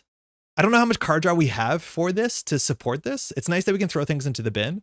This is not the first thing I would run towards, but it's kind of neat. I haven't played enough of this. I've only played this in decks that have absurd card draw or just empty their whole hand, but that seems kind of fun. We playing cornered. Yeah, that's cool. What a messed up card. Seems good. Let Me Handle This is great. Oh, this is not the one I thought it was. This is fine. If depends on your situation, whether you want to set that up. Emergency Cash is okay. This is a card. The bigger your card pool is, the sooner it gets cut. It just doesn't do enough. If you can find an asset that gives you economy, which I don't think your card port supports, it's a bit better, but this card is pretty sleepy. The bigger your card pool, the sooner this gets cut. It's like kind of playing Easy Mark in your deck. Lucky is a staple. I think it's a bit overrated, but in a small card pool, it's totally fine. Evidence, might be a holdover from playing a small, like solo. Because if you're playing solo, again, spending 1 clue is fine. But often when I play like 2-handed, I generally won't put flex clue finding. I'll be like, I'm all about fighting, and the other person will all be about investigating with maybe a bit of flex. But this is not a card I'm excited to, because it's just like, if you don't have good card draw, this is really low value for a single card. Reliable. It's fine. Yeah, okay. Upgrades, they're cool. The thing with Yorick is like, what are you going to put this on? It's probably the Machete, maybe the Survival Knife, right? You're not going to put on the gun because the gun gets discarded, but that's fine. Resourceful is very, very good card. This is just a staple. Stunning Blow is fine too, especially if you're struggling to do enough damage. This buys you a turn, and Take the Initiative is also not bad at all. You can do this in the Mythos phase and nobody spent actions.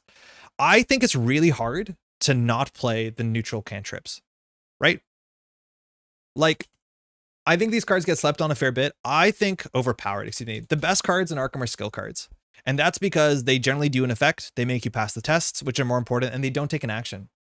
I think you need a good reason not to play cards like Overpower, because it is just +2 draw card. It makes your skill test succeed and it replaces itself. It's just very good. Obviously, it's a bit narrow because it only does fight tests, but I'm generally, especially with Yorick, wants card draw because you have literally no card draw cards in your deck, and you need to go through your deck to find your weapons, to pull things in your bin, to fill cornered. Like, cards like this are really, really quite good. I'm pretty sure that you can play Vicious Blow, and these sort of cards are really important to get that click compression in to fight, to reinstall stuff and do your good stuff. Vicious Blow, I'm pretty sure you can play in Yorick, and this is just one of the best fighting cards that you can play. I don't know what's missing in your card pool. I think at some point you need to start spending influence on better weapons. This weapon is a bit unfortunate because it is just like the best weapon for the early part of Arkham, but spending 5 influence on Time Worn Brand is just very, very, very good. This is just a consistent +2 fight, +2 damage, and the ability to mega bonk at the bottom is very good. It gives you card draw, it does 4 damage. It's just very, very good for you. You don't need to recur this card, but this is the sort of thing that takes up 1 hand, and then you can do something interesting with your offhand. This is the best weapon you have access to in the card pool you have access to at this point, and it seems expensive, but yeah, this card is just very, very good. It's also thematic for TFA, which is great. But unfortunately, this is the thing that Arkham runs into. Unless you're playing a really weird deck and you have a card pool that supports it, a lot of times your fighter ends up just putting the Time Lord brand down and bonking stuff. Just about any meta in Arkham has the best bonker. This is the best bonker in your card format. It's hard not to play this bonker. Hey, Cat. I was struggling to find a big weapon that wasn't two-handed. Yeah, no, don't worry about two-handed weapons. I think a lot of times you actually want flexibility.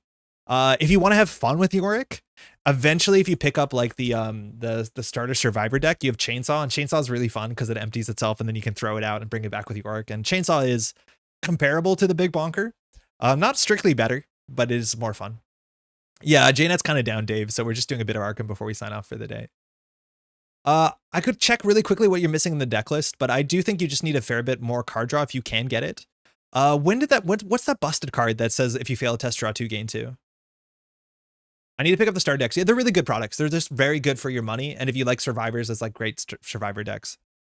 What's the name of the card? Take Heart. Thank you. I don't know if this is in your card pool. Heart of Elders. What is Heart of Elders?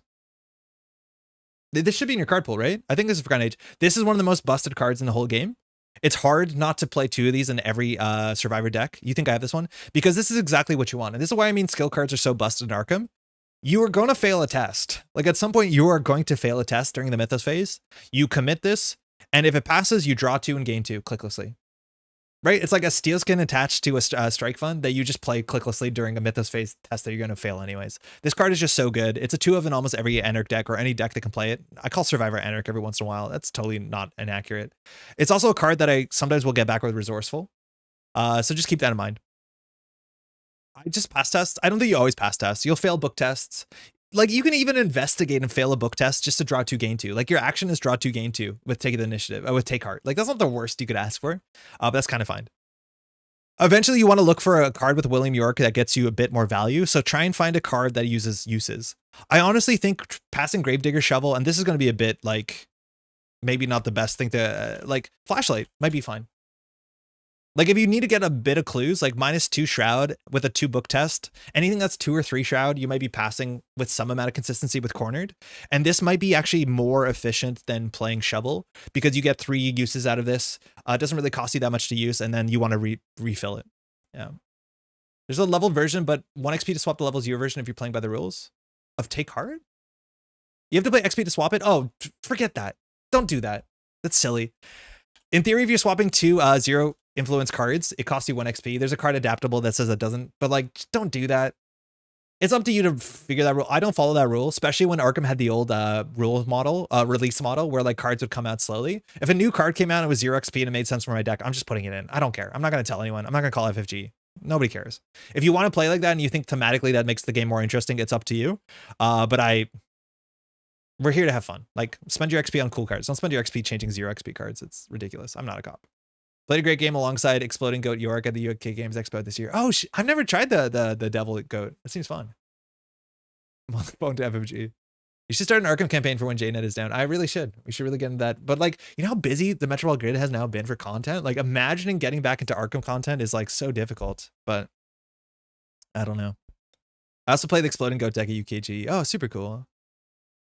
I think it's good. Like, I think, Masisi, you're gonna have a great time playing. Again, get a Kluver in your deck. I'm not a big fan of the clue cards. I'd rather just specialize and say that your friends are gonna help you with that. And at some point, find something with William York that bouncing makes sense. Because like you don't really want it. None of the like that's the problem. Is like your York ability is so busted good, but like putting back these cards doesn't change anything. Besides, you can commit them every once in a while to a test. Yeah, you just need a bonk. Yeah, just work on bonking, and then put slots for card draw and good skills and stuff like that. This is the thing, is like you really want cards like this which are outside of your card pool, but you want cards like this that have a use case, help you, help the team, and then once they're used you can bring them back. That's what you want with William. Like returning your assets like doesn't matter that much. You don't really need to reload your gun when you just have a brand, for better or for worse. So just keep that in mind. On the other side we have the Axe's deck. The Adventure Mark Harrigan, 30 cards, Runic Axe. This is like a really fun card. I played this in what's it called? This is a bigger card pool, I imagine. But I played this in when I last played Yorick. There's a version of this where you can end up throwing it, but it doesn't fully work. But Runic Axe is really fun. Added to notes.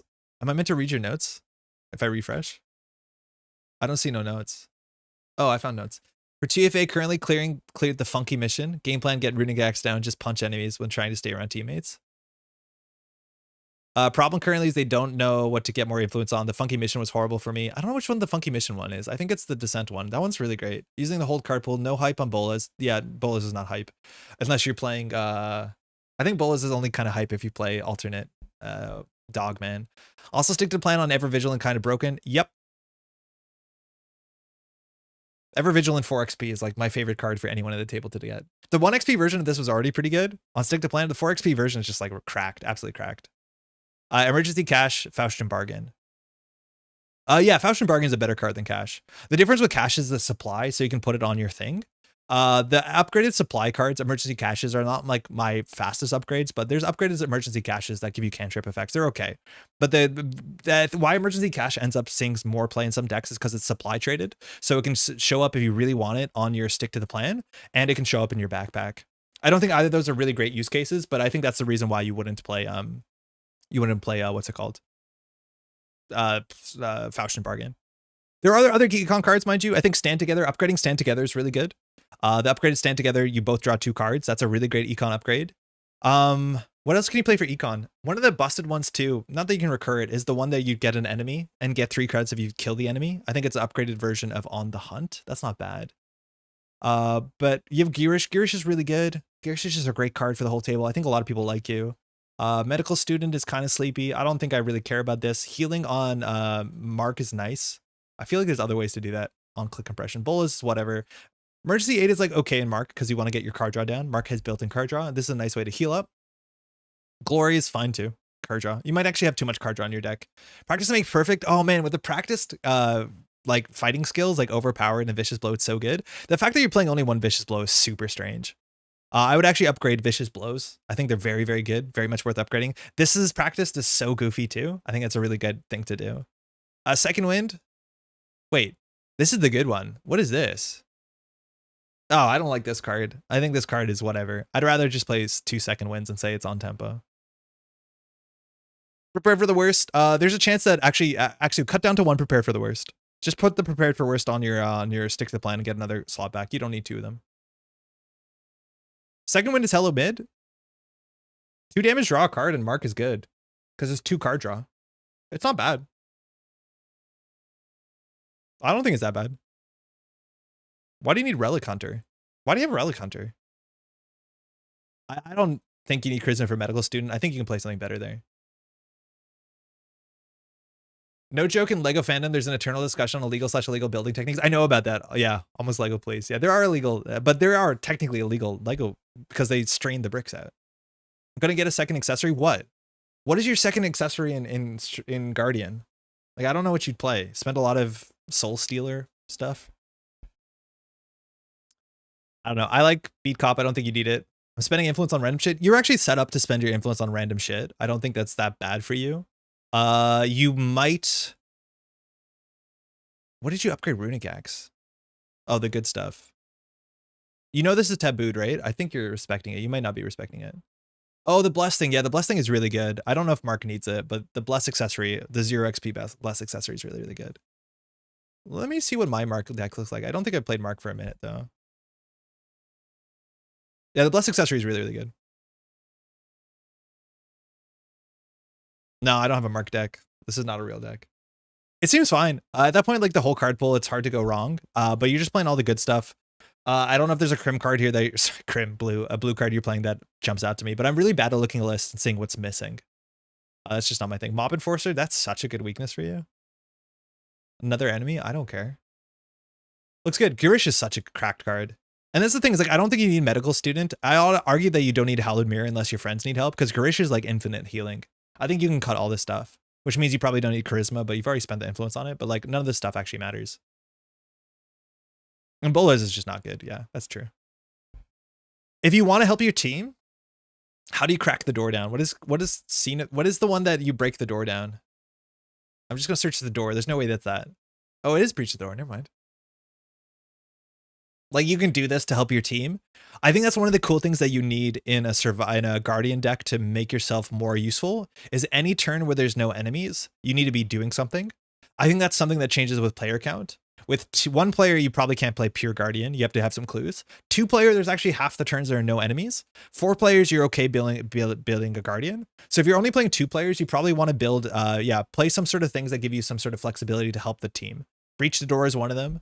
Oh yeah, Safeguard is really good. Wild, how's it going? Safeguard is a great choice.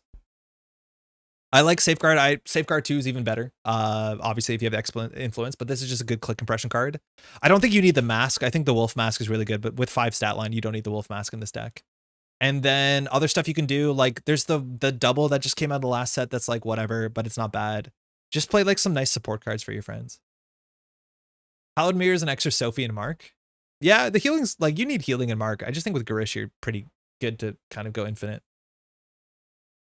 Yeah. Did I just stumble into an episode of Elma's Diner? Turdock, how's it going? Only slightly. I asked for some deck list review stuff because JNet's down, but we've been streaming for almost 4 hours. I think that's going to be it for the stream today. Pat will be over in a couple hours to do some more commentary. We've been nonstop here. We've been streaming like 4 days in a row on different channels. How you doing? All right, on that note, thanks for hanging out. Had a great stream, played some Mercury, had a good time. Wasn't that salty about it. I gotta watch that YouTube clip. Thank you, Jai, for making it. And thanks to all these names here and more. We're supported on Patreon. It allows us to do all the stuff that we do on this channel. We've been putting out 2 videos a day, two videos a week, 2 live streams a week. We've been dropping in, mind you, we just did a live stream last night on Neon Static. We're live streaming on Axe's channel recently, helping on the showdown, doing some commentary, some great stuff there. All that stuff is linked in the description, so there's a lot more Netrunner content to watch for sure. If you want to support the channel on Patreon, if you want to just take a second to like the video, like the stream, that actually is always the biggest help too. But if you want to also financially support the channel, you can find a link below.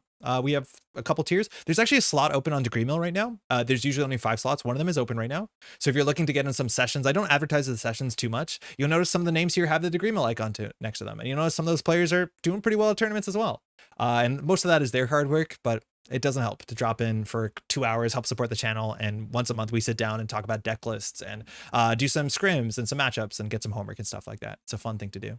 Your casting on the showdown was amazing. Oh, thank you so much, Turdock. Turon says lol. On that note, we'll be back on Thursday. We'll have some more gameplay up on Saturday morning and then Monday from there. Go to scroll back and try and find that chat about Climactic Showdown. Oh yeah, it's at the early-ish part before we get into the Mercury gameplay, but it's great. It's a good value for Tron. Glad you're appreciating it. I probably should do either make some more slots at some point. Oh, that's weird. That doesn't usually happen. And or like put up like a lesson or something on YouTube to show folks what it looks like. I should do some extras. Yeah. Some folks do extras, that's for sure. With that, we'll be back in a bit. Thanks for hanging out. Ciao.